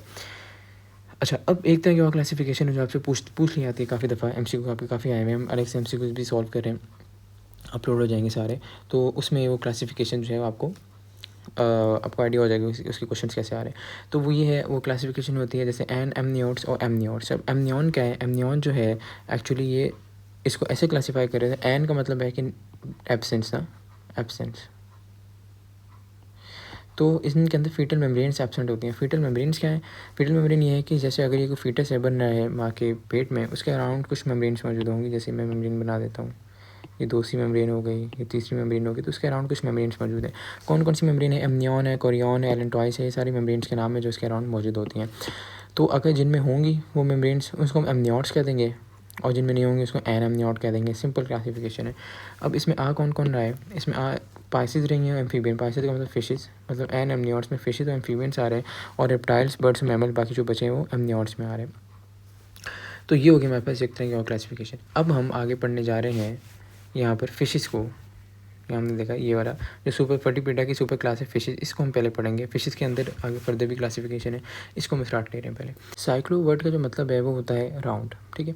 अब हम इसको पढ़ते हैं, इसके करेक्टर इसको लॉन्ग और ईल लाइक का मतलब ये कि इसकी बॉडी जो है लंबी लॉन्ग बॉडी होगी, और अपेंडिजेस नहीं होते हैं। अपेंडिजेस क्या है, जैसे हमारी बॉडी से हाथ निकलने, पैर निकलने, इसको जो बॉडी से बाहर स्ट्रक्चर्स निकलने हो मेन बॉडी से, उसको अपेंडिज कहते हैं। तो इसके कोई अपेंडिज मौजूद नहीं है। उसके बाद कोई प्रॉपर डाइजेस्टिव सिस्टम नहीं है, इसलिए इसके पास स्टमक मौजूद नहीं है। पर इसके बाद वेंट्रल सेक्टोरियल माउथ है। सेक्टोरियल माउथ का मतलब ये है कि सक करने वाला, ठीक है, चीज़ों को सक करने वाला माउथ है, और वो वेंट्रल है। वेंट्रल का मतलब ये कि अगर कोई ऑर्गेनिज्म है, इसके ऊपर वाली साइड को हम डॉर्सल कह देते हैं और नीचे वाली साइड को वेंट्रल कह देते हैं।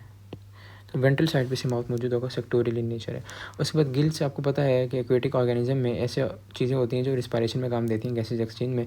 तो 4 से 14 पेयर्स होते हैं, नंबर याद होना चाहिए। अच्छा, इसके बाद जो सर्कुलेशन है, इनके जो हार्ट है, जैसे हमारे बॉडी में हार्ट होता है कि 2 एट्रियम 2 वेंट्रिकल, इनके पास वैसा नहीं होता है। इनके पास सिर्फ 1 एट्रियम होगा और 1 वेंट्रिकल होगा। तो ये बस इनके पास हार्ट है, ठीक है। उसके बाद इनकी बॉडी जो है कार्टिलेजिनस है, बट कार्टिलेजिनस जो होती है, तो कार्टिलेजिनस अगले ग्रुप की भी होगी। इसका नाम है कॉन्ड्रिक थाइस के है। कॉन्ड्रिक का मतलब ये है कार्टिलेजिनस, बट इसके साथ इसके अंदर स्केल्स एब्सेंट होते हैं, ठीक है। स्केल्स आपने देखा होगा फिशेस की बॉडी पे कुछ उभरे हुए रीजन्स मौजूद होते हैं, जिसको बाद में वो काटा जाता है, तो वो स्केल्स कहते हैं। अब स्केल डिफरेंट टाइप्स के होते हैं, मैं आपको डायग्राम से भी दिखा दूंगा, पर इनकी बॉडी में स्केल्स होते ही नहीं है। तो ये हमने किस टाइप के हैं तो हमें डिस्कस करना ही नहीं, अगली क्लास में जाएंगे तो डिस्कस करेंगे। उसके बाद इनके जो सेक्सेस हैं वो सेपरेट होते हैं, मेल अलग फीमेल अलग। और जो हैग फिश है वो हर्माफ्रोडाइट है, और लैम्प्रेज जो है उनके सेक्स जो सेपरेट होते हैं। इनके अब 2 हैं एग्जाम्पल्स के हिसाब से समझाया हुआ। जो लैम्प्रेज हैं वो क्या है, उनके जो सेक्सेस हैं वो सेपरेट है, मतलब मेल अलग फीमेल अलग।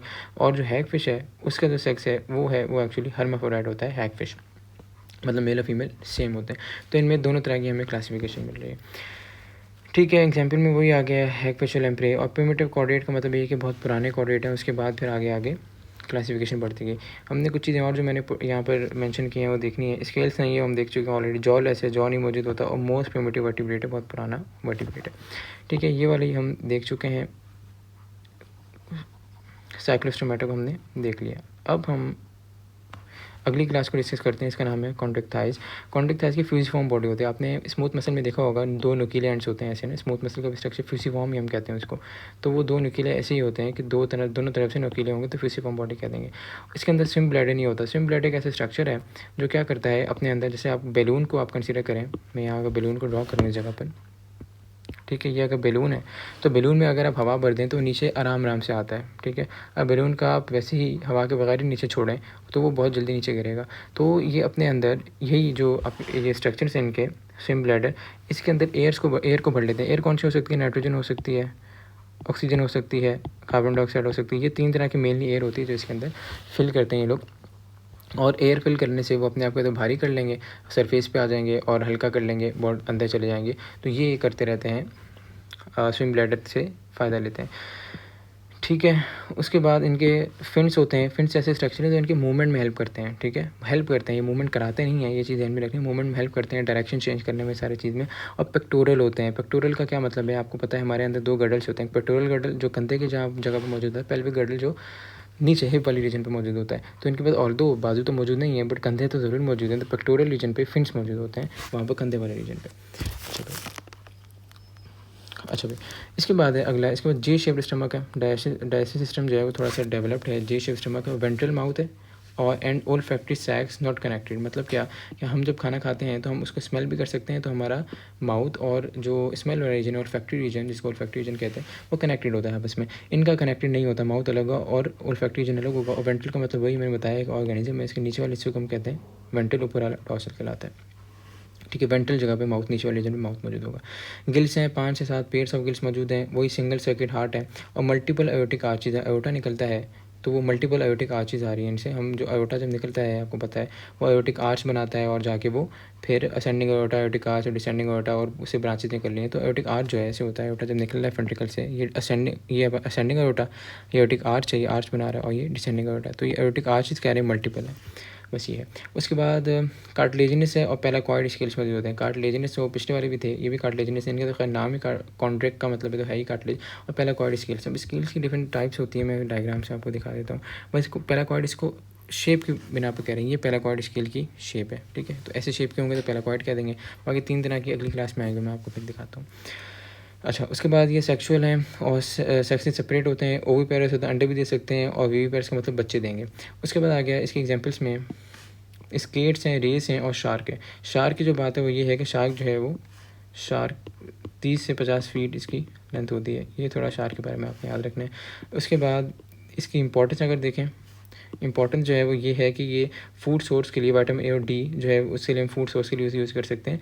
लिवर ऑयल जो है हम निकाल सकते हैं, और लिवर ऑयल इसकी सोर्स है, विटामिन ए और डी का वो सोर्स है। तो ये थोड़ी सी इसकी इंपॉर्टेंस हो गया। उसके बाद ऑस्ट्रिक थाइस, जहाँ भी वर्ड ऑस्ट्रिक का है इसका मतलब होता है बोन। तो यहाँ ऑस्ट्रिक थाइस का मतलब है बोनी फिशेज़, इनका दूसरा नाम है। ठीक है, बोनी फिशेज़।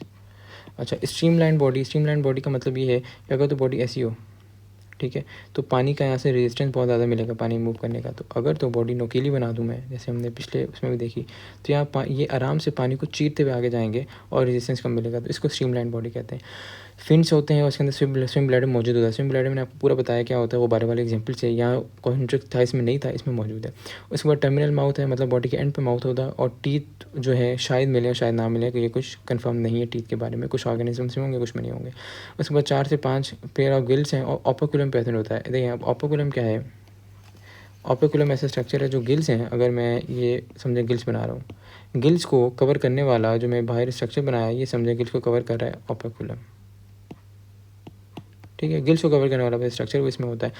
सिंगल सर्किट है, वही एक एट्रियम और एक वेंट्रिकल होगा। उसके बाद जो इसमें जो स्केल्स हैं वो हो सकते हैं साइक्लॉइड, गेनॉइड, ऑटिनॉइड, ये स्केल्स होते हैं। ये भी शेप के बिना पर, यहाँ मैं दिखा देता हूँ।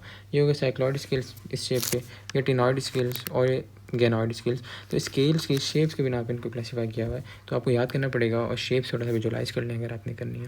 उसके बाद सेक्स से सेपरेट एक्सटर्नल फर्टिलाइजेशन हो रही है। ठीक है, इंटरनल नहीं है, एक्सटर्नल फर्टिलाइजेशन है, बॉडी से बाहर एगोस्पर्म आएंगे, फर्टिलाइजेशन होगी।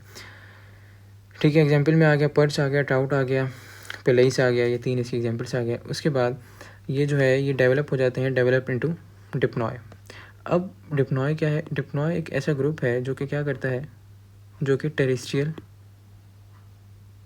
मतलब कि तो पानी में रहते हैं ना, तो टेरेस्ट्रियल लाइफ में थोड़ा सा अडाप्ट कर लेता है। तो ये लंग्स को थोड़ा डेवलप करता है। आपको पता है इनके रेस्पिरेटरी के ऑर्गन कौन से हैं, गैसेज एक्सचेंज के गिल्स हैं, बट ये लंग्स इसमें अंदर थोड़े से डेवलप हो जाते हैं, ताकि थोड़ी देर तक ये टेरेस्ट्रियल, थोड़ा सा समझे टेरेस्ट्रियल लाइफ की तरफ मॉडिफिकेशन है थोड़ी सी, वो डिप्नॉय है।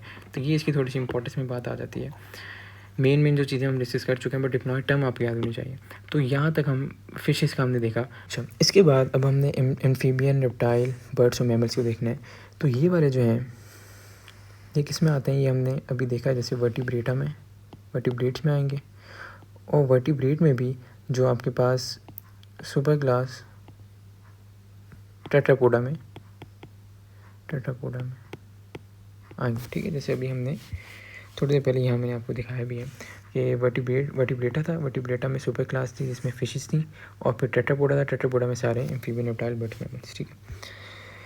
अच्छा, अब इसको हम स्टार्ट करें। सबसे पहले एम्फीबियन के करैक्टर्स देखते हैं। एम्फीबियंस क्या हैं? एम्फीबियंस जो हैं ये, अच्छा, एम्फीबियन एक तो एमनियोट्स हैं, मैंने अभी आपको दिखाया कि वो जिनके अंदर एमनियन जो है वो लेयर मौजूद नहीं है। और कोल्ड ब्लडेड है। कोल्ड ब्लडेड का मतलब ये होता है कि ये इन्वायरमेंट का टेम्परेचर और अपने बॉडी का टेम्परेचर वैसे इस हिसाब से टेम्परेचर चेंज कर लें। वार्म ब्लडेड होते हैं जैसे हम लोग हैं, इन्वायरमेंट का टेम्परेचर चेंज होता रहे, हमारा जो टेम्परेचर है वो मेनटेन रहता है। तो कोल्ड ब्लडेड का ये कि टेम्परेचर इन्वायरमेंट के हिसाब से इनका चेंज होता रहता है। उसके बाद वेरिएबल विद और विदाउट टेल होते हैं। इनकी जो बॉडी है या तो टेल हो भी सकती है, टेल नहीं भी हो सकती। उसके बाद टेट्रापोड तो है, जैसे हम देख चुके हैं, टेट्रापोड लिम्स हैं बट लेगलेस होते हैं। एक लेगलेस उसकी एग्जांपल है असैसिलियंस, ठीक है, याद होनी चाहिए। वेब फिट होते हैं, इनकी फुट में एक झिल्ली सी मौजूद होती है, इसको हम वेब फिट कह देते हैं। अच्छा, उसके बाद ट्यूब लाइक डाइजेस्टिव सिस्टम होता है, कंप्लीट होता है, प्रॉपर डाइजेस्टिव सिस्टम इनके अंदर मौजूद होता है। अच्छा, अब एक चीज़ ये एम्फीबियन की ये है कि ये आप ये समझ लें कुछ इनके अंदर टेरेस्ट्रियल करैक्टर्स हैं और कुछ जो है इनके अंदर एक्वेटिक करैक्टर। क्यों? क्योंकि तब बने जब पानी की जब किल्लत होगी तो पानी समझे यहाँ मौजूद है, तो इनको कुछ टाइम ज़मीन पे गुजारना पड़ा, कुछ टाइम पानी में, कुछ टाइम ज़मीन पे, तो इन्होंने ज़मीन के लिए कुछ करैक्टर्स बना लिए, ठीक है। तो ये चीज़ आपके जहन में होनी चाहिए कि जो ट्रांजिशन आ रहा है वो एक्चुअली एम्फीबियन पे आ रहा है, जो एक्वेटिक और हमारे पास टेरेस्ट्रियल लाइफ का है। अच्छा, इनके जो गिल्स होते हैं, गिल्स आपको पता है एक्वेटिक ऑर्गेनिजम्स में होते हैं, ये लार्वा में होते हैं, और लंग्स डेवलप होते हैं अडल्ट्स में। तो ये वाली चीज़ जहन में होनी चाहिए ये एम्फीबियन की।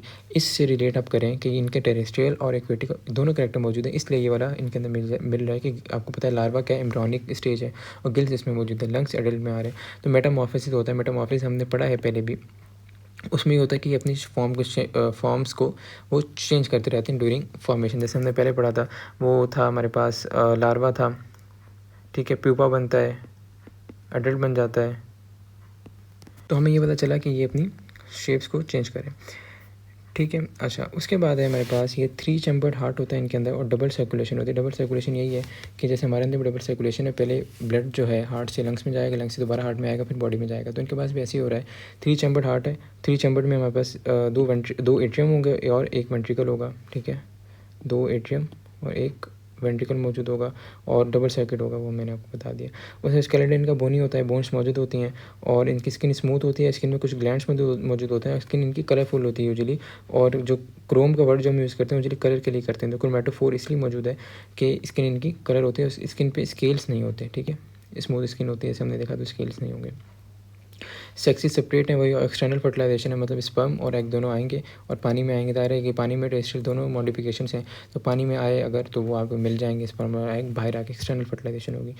एग्जाम्पल देख लें, फ्रॉग है, टॉड है, सैलमेंडर है, ठीक है, ये इनकी एग्जाम्पल्स हो गई। तो ये हमारे पास एम्फीबियंस के बारे में बातें हैं जो आपके MCQ सारे निकाल देंगे। उसके बाद अगले जो है हमने पढ़ना है वो है रेप्टाइल्स। रेप्टाइल में एक तो ये है हमारे पास एमनियोर्स, मतलब इनके अंदर वो लेयर्स मौजूद होंगी, हमने देखा, ये भी कोल्ड ब्लडेड है, हम देख चुके हैं। स्ट्रीमलाइन बॉडी जैसे मैंने आपको पहले भी बताया ऑस्ट्रिक थाइज में, कि इनकी बॉडी कुछ ऐसी होती है नोकीली कि पानी के रेजिस्टेंस को ये ऑल तो पानी में तो नहीं रहेंगे, बट मैंने आपको ऑस्ट्रिक थाइस में तो पानी के रेजिस्टेंस के हिसाब से बताया था। बट इनकी यहाँ पर बॉडी जो है स्ट्रीम लाइन है, मतलब ये यहाँ ऐसी नोकीली बॉडी जैसे मैंने बताया दोनों तरफ से। उसके बाद बेटर डेवलप्ड लिम्स होते हैं इनकी, ठीक है, लिम्स अच्छे डेवलप होंगे इनके, और ताकि एफिशिएंट लोकोमोशन मूव कर सकें। उसके बाद डाइजेस्टिव सिस्टम प्रॉपर है। उसके बाद दायरा ये हमारे पास टेरेस्ट्रियल है, मतलब लैंड पे रहेंगे, पानी में नहीं रहेंगे ये, तो इनके अंदर लंग्स मौजूद होंगे, गिल्स नहीं होंगे। उसके बाद 4 चैम्बर्ड हार्ट है। अब यहाँ पर एक चीज़ ये कि ऑल्दो हार्ट तो 4 चैम्बर्ड है, 4 चैम्बर्ड का मतलब ये होगा 2 एट्रियम 2 वेंट्रिकल। तो मैं ड्रॉ कर देता हूँ यहाँ पर, ये हमारे पास अगर FC डायग्राम बनाएंगे, 2 एट्रियम 2 वेंट्रिकल, ठीक है, ये right atrium, left atrium, right ventricle और लेफ्ट वेंट्रिकल। बट जो पार्टीशन है राइट वेंट्रिकल और लेफ्ट वेंट्रिकल के बीच में इनकम्प्लीट होती है, ठीक है, पार्टीशन मैंने थोड़ा सा बीच में से होल बना दिया, इनकम्प्लीट होती है पार्टीशन, ये चीज़ ज़रूर पता होनी चाहिए। बट एक जो एक्सेप्शन है वो ये है कि यहाँ पर एक एक्सेप्शन है कि क्रोकोडाइल में कंप्लीट पार्टीशन होती है, ठीक है, मतलब right ventricle left ventricle completely partition होगी। उसके बाद अच्छा, उसके बाद जो है इनके पास जो है बोनी एंडोस्केलेटन मतलब बोन्स वगैरह मौजूद होंगे। एंडोस्केलेटन मतलब हमारा जो पूरी बॉडी बनी हुई है। उसके बाद ड्राई स्केली स्केल्स मौजूद होते हैं इनकी स्किन पे। उसके बाद कॉपुलेटरी ऑर्गन होता है, मतलब ऐसा ऑर्गन जो कॉपुलेशन का मतलब यही है कि सेक्शुअल इंटरकोर्स जो है उसको हम कहते हैं। तो copulatory organ for internal fertilization है, मतलब क्या कि मेल के स्पर्म जो है फीमेल की बॉडी में जाएंगे, जैसे ह्यूमन के केस में होता है। तो ऐसा कोई ऑर्गन मौजूद होना चाहिए जो कि स्पर्म को फीमेल की बॉडी में इंट्रोड्यूस करा दे। तो कॉपुलेटरी ऑर्गन मौजूद होता है। और इसी साथ ही ओविपेरा से मतलब क्या है कि ये अंडे देते हैं। अच्छा, इसकी एग्जांपल्स आ गई, लिजर्ड है, स्नेक है, स्निफेडॉन है और क्रोकोडाइल से एग्जांपल आ गई। और अडेप्टेड टू लैंड मैंने बताया कि ये एम्फीबियंस जो हैं वो पानी और लैंड के दोनों करैक्टर थे, मिलते जुलते, और ये पूरे प्रॉपर हैं जो लैंड में रहेंगे, तो इसलिए अडेप्ट हो गया लैंड में। अब अगली है एव्स का दूसरा वर्ड जो है वो बर्ड्स भी होता है, ठीक है, बर्ड्स होता है। उसके बाद बर्ड्स के ये जो एक्सक्रीटरी सिस्टम है इसमें ब्लैडर नहीं मौजूद था। एक चीज़ ये थोड़ी सी इंपॉर्टेंट है, ब्लैडर के बगैर होता है एक्सक्रीटरी सिस्टम। उसके बाद स्ट्रीमलाइन बॉडी है, जैसे मैंने बताया कि ऐसी बॉडी होगी नोकीली स्ट्रीमलाइन बॉडी। उसके बाद विथ 4 डिवीजन्स, जैसे 4 डिवीजन ऐसी होती हैं इनकी बॉडी के स्ट्रक्चर की, 4 डिवीजन होती हैं। आगे हेड होगा, फिर ये नेक वाला रीजन होगा, ठीक है, फिर इनका ये पूरा बॉडी का स्ट्रक्चर होगा, इसको ट्रंक कहते हैं, और ये पीछे आ जाएगी टेल, ठीक है। तो ये इनके 4 रीजन्स होते हैं बॉडी के। फ्लाइट भी करते हैं, वो ज़मीन पर भी चलते हैं, आपने देखा भी होगा, कुछ ऐसी नई चीज़ नहीं है। उसके बाद इनके टीथ नहीं होते, बट इनके पास गिजर्ड होते हैं फॉर क्रशिंग फूड। जब ये माउथ में फूड को निगल लेते हैं तो इनके डाइजेस्टिव सिस्टम में कुछ ऐसे स्ट्रक्चर्स होते हैं जिसको गिजर्ड कहते हैं, वो फूड को ग्राइंड करते हैं, क्रश करते हैं, तोड़ते हैं, तो टीथ नहीं होते इनके अंदर, ये चीज़ इंपॉर्टेंट है। उसके बाद सैरिंग्स फॉर वॉइस है, हमारे पास वॉइस के लिए लैरिंग्स होता है, और लैरिंग्स कहाँ होता है आपको पता है कि हमने बहुत दफ़ा डिस्कस भी किया है MCQ की वीडियोस में और डाइजेशन की वीडियो में, रिस्पिरेशन की सारी चीज़ें, सारी वीडियोस में डिस्कस किया है कि पहले ऊपर स्ट्रक्चर होता है हमारे पास लैरिंग्स के नीचे कंटिन्यू होता है ट्रैकियम में, और ट्रैकियम में सी शेप कार्टिलेज भी मिलते हैं। सी शेप क्यों होते हैं, हमने पढ़ा है कि पीछे इचोफेगस होता है तो सी शेप इसलिए होते हैं, कंप्लीट ना हो, और नीचे आके डिवाइड होते हैं ब्रोंकस में राइटोलाइफ आगे ब्रोंक्यूल्स और वो सारा। तो ऊपर में जो हमारे पास ह्यूमन्स में ऊपर होता है लैरिंग्स, इसी को हम वॉइस बॉक्स कहते हैं, ठीक है। बट इनमें क्या होता है, इनमें वही लैरिंग्स ट्रैकिया आएगा, ट्रैकिया जब डिवाइड हो रहा होगा नीचे ब्रोंकस में, तो इस जगह पर नीचे की तरफ इनके पास एक स्ट्रक्चर मौजूद होता है जिसको कहते हैं सैरिंग्स। ये इनका वॉइस बॉक्स होता है, ये ऊपर नहीं है, नीचे की तरफ है, ठीक है। सैरिंग्स अलग और लैरिंग्स अलग, ये चीज़ पता होनी चाहिए। तो सैरिंग्स हो गया, और लंग्स इसके बाद इनके पास मौजूद होते हैं, और लंग्स जो हैं वो आगे डायलेट हुए हुए हैं, ऐसे अगर लंग्स है, ठीक है, लंग्स से एक्सटेंशन से निकलती हैं जिसको एयर सैक्स कहते हैं, वो पूरी बॉडी में आगे एयर का ट्रांसफ़र करी होती है, तो ये एयर सैक्स होते हैं। उसके बाद इनके अंदर 4 चैम्बर्ड हार्ट होता है, और वही डबल सर्कुलेशन होगी, मतलब कि लंग्स में जाएगा, ब्लड पे हार्ट में आएगा, फिर पूरी बॉडी में जाएगा। और राइट एरोटिक आर्च होती है, एरोटिक आर्च का मतलब वो ये जो एयोटा होता है, एयोटा जब निकला हार्ट से तो ये आर्च बनाते हैं ऊपर की तरफ, तो ये जो आर्च बनती है ये हमारे पास राइट साइड पे होगी। अच्छा, उसके बाद है एपिडर्मल एक्सोस्केलेटन, ठीक है। जो एपिडर्मिस हमारी जो स्किन की लेयर है उसके एपिडर्मिस कहते हैं।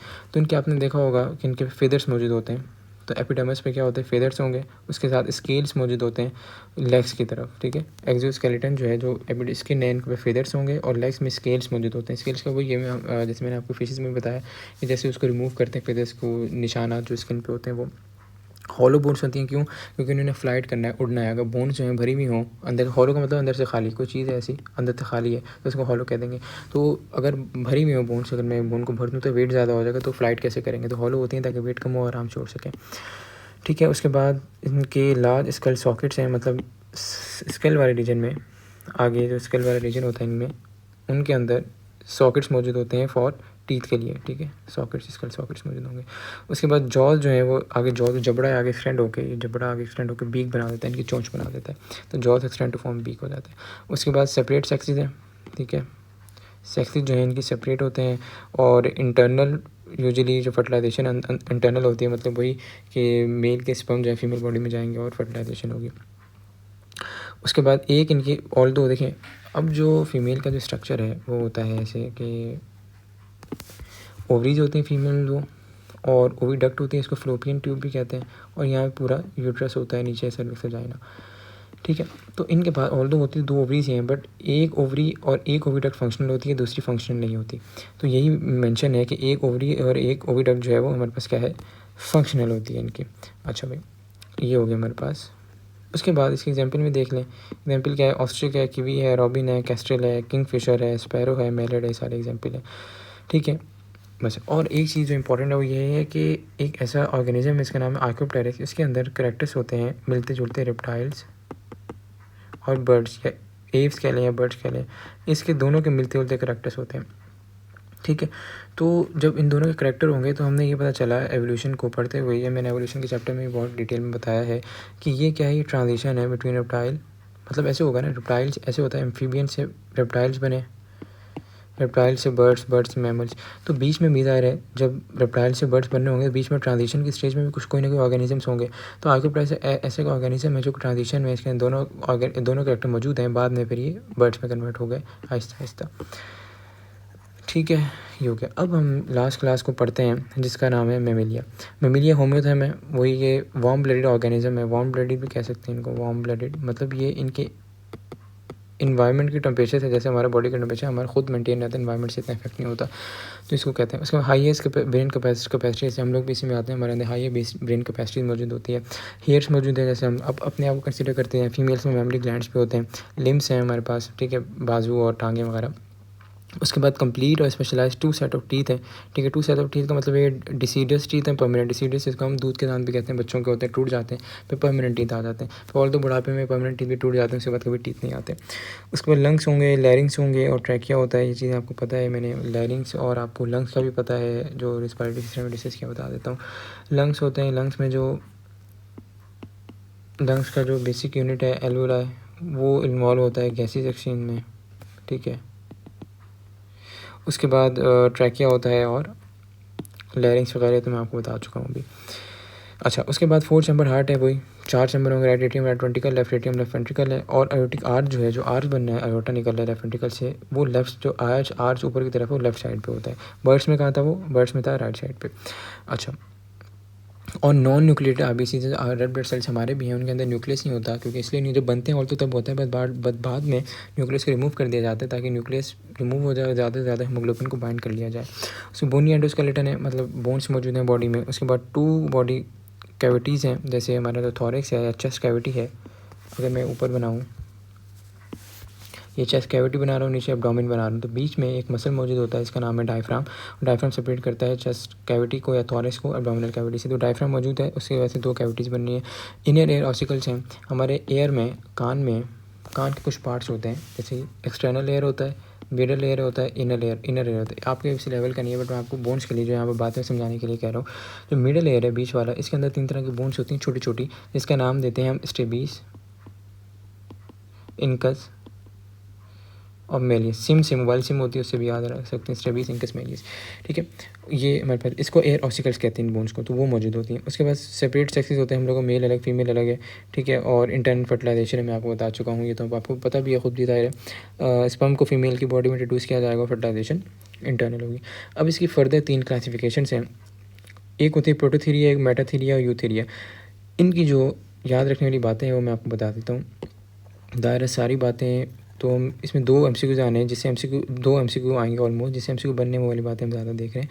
प्रोटोथीरिया, जिसको एग लेइंग मैमल भी कहते हैं, एग देते हैं। अब आप कहें हमने अभी पढ़ा है इनमें इंटरनल फर्टिलाइजेशन है, तो एग कैसे देंगे। इनके जो एग होता है, एग के अंदर पूरा बच्चा होता है, जब एग का शेल टूटेगा तो पूरा बच्चा निकल जाएगा, वो वाला एग नहीं है जो बर्ड्स वगैरह दे रहे हैं, ठीक है। तो डक बिल और प्लेटिपस इसकी एग्जाम्पल आ गई। अब दूसरी जो है क्लासिफिकेशन वो है मेटाथीरिया को पाउच मैमल भी कहते हैं। ऐसा होता है कि एनिमल्स के साथ एक पाउच मौजूद होता है, जब उनका बच्चा पैदा होता है वो इमेच्योर होता है, उस पाउच में पहले बच्चा होता है, वो जब पाउच में ग्रो होता है फिर बच्चा बाहर निकलता है पाउच से, तो पाउच मैमल भी इनको कहते हैं। उस पाउच में बच्चे की ग्रोथ हो रही होती है, इसकी एग्जाम्पल। और पाउच में निपल्स भी मौजूद होते हैं, मेमरी ग्लैंड्स के, वहाँ से बच्चा मिल्क भी रिसीव कर रहा होता है। कैंगरू आ गया, ओपेसम आ गया, टेस्मेनियम वुल्फ आ गया, सारे एग्जाम्पल्स हैं। अब यूथेरिया में ह्यूमन्स भी आते हैं। ये प्लेसेंटल मैमल्स है। प्लेसेंटा क्या होता है कि बच्चे में, अगर ये बच्चा माँ के पेट में और ये फीमेल है, कुछ आर्टरीज जो हैं फीमेल से आएंगी, ब्लड वेसल फीमेल की, कुछ बच्चे की ब्लड वेसल्स होंगी, ये जुड़ जाएंगी, बच्चे का वेट्स वगैरह फीमेल में चला जाएगा, और जो न्यूट्रिएंट्स हैं, ऑक्सीजन है, वो सारी माँ से बच्चे में आ रही होंगी। तो ये जो कनेक्शंस हैं ब्लड वेसल्स का, इसको हम नाम देते हैं प्लेसेंटा का, तो इसलिए इनको प्लेसेंटल मैमल भी कहते हैं। इनमें प्लेसेंटा मौजूद होता है। इसमें एग्जांपल ह्यूमंस आ गए, व्हेल आ गए, एलिफेंट आ गए, हॉर्स, रैट, माइस, बैट, डॉल्फिन। ये बहुत ही जो है वो एडवांस क्लास है, जिसमें सारे ह्यूमंस भी आ रहे हैं। तो यहाँ पर आके आपका किंगडम एनिमलिया का चैप्टर ख़त्म हो रहा है। आई थिंक वीडियो जो है वो 1.5 घंटे से ऊपर जा चुकी होगी, बट ये है कि इसमें हमने एक वीडियो में पूरा किंगडम एनिमलिया कवर कर लिया। इससे आपके एमसीक्यूज़ जो आने 2 या 3 जितने भी आएंगे वो सारे कवर हो जाएंगे। एक और वीडियो में हम इसके एमसीक्यूज़ को भी डिस्कस कर लेंगे जो पास पेपर में आए।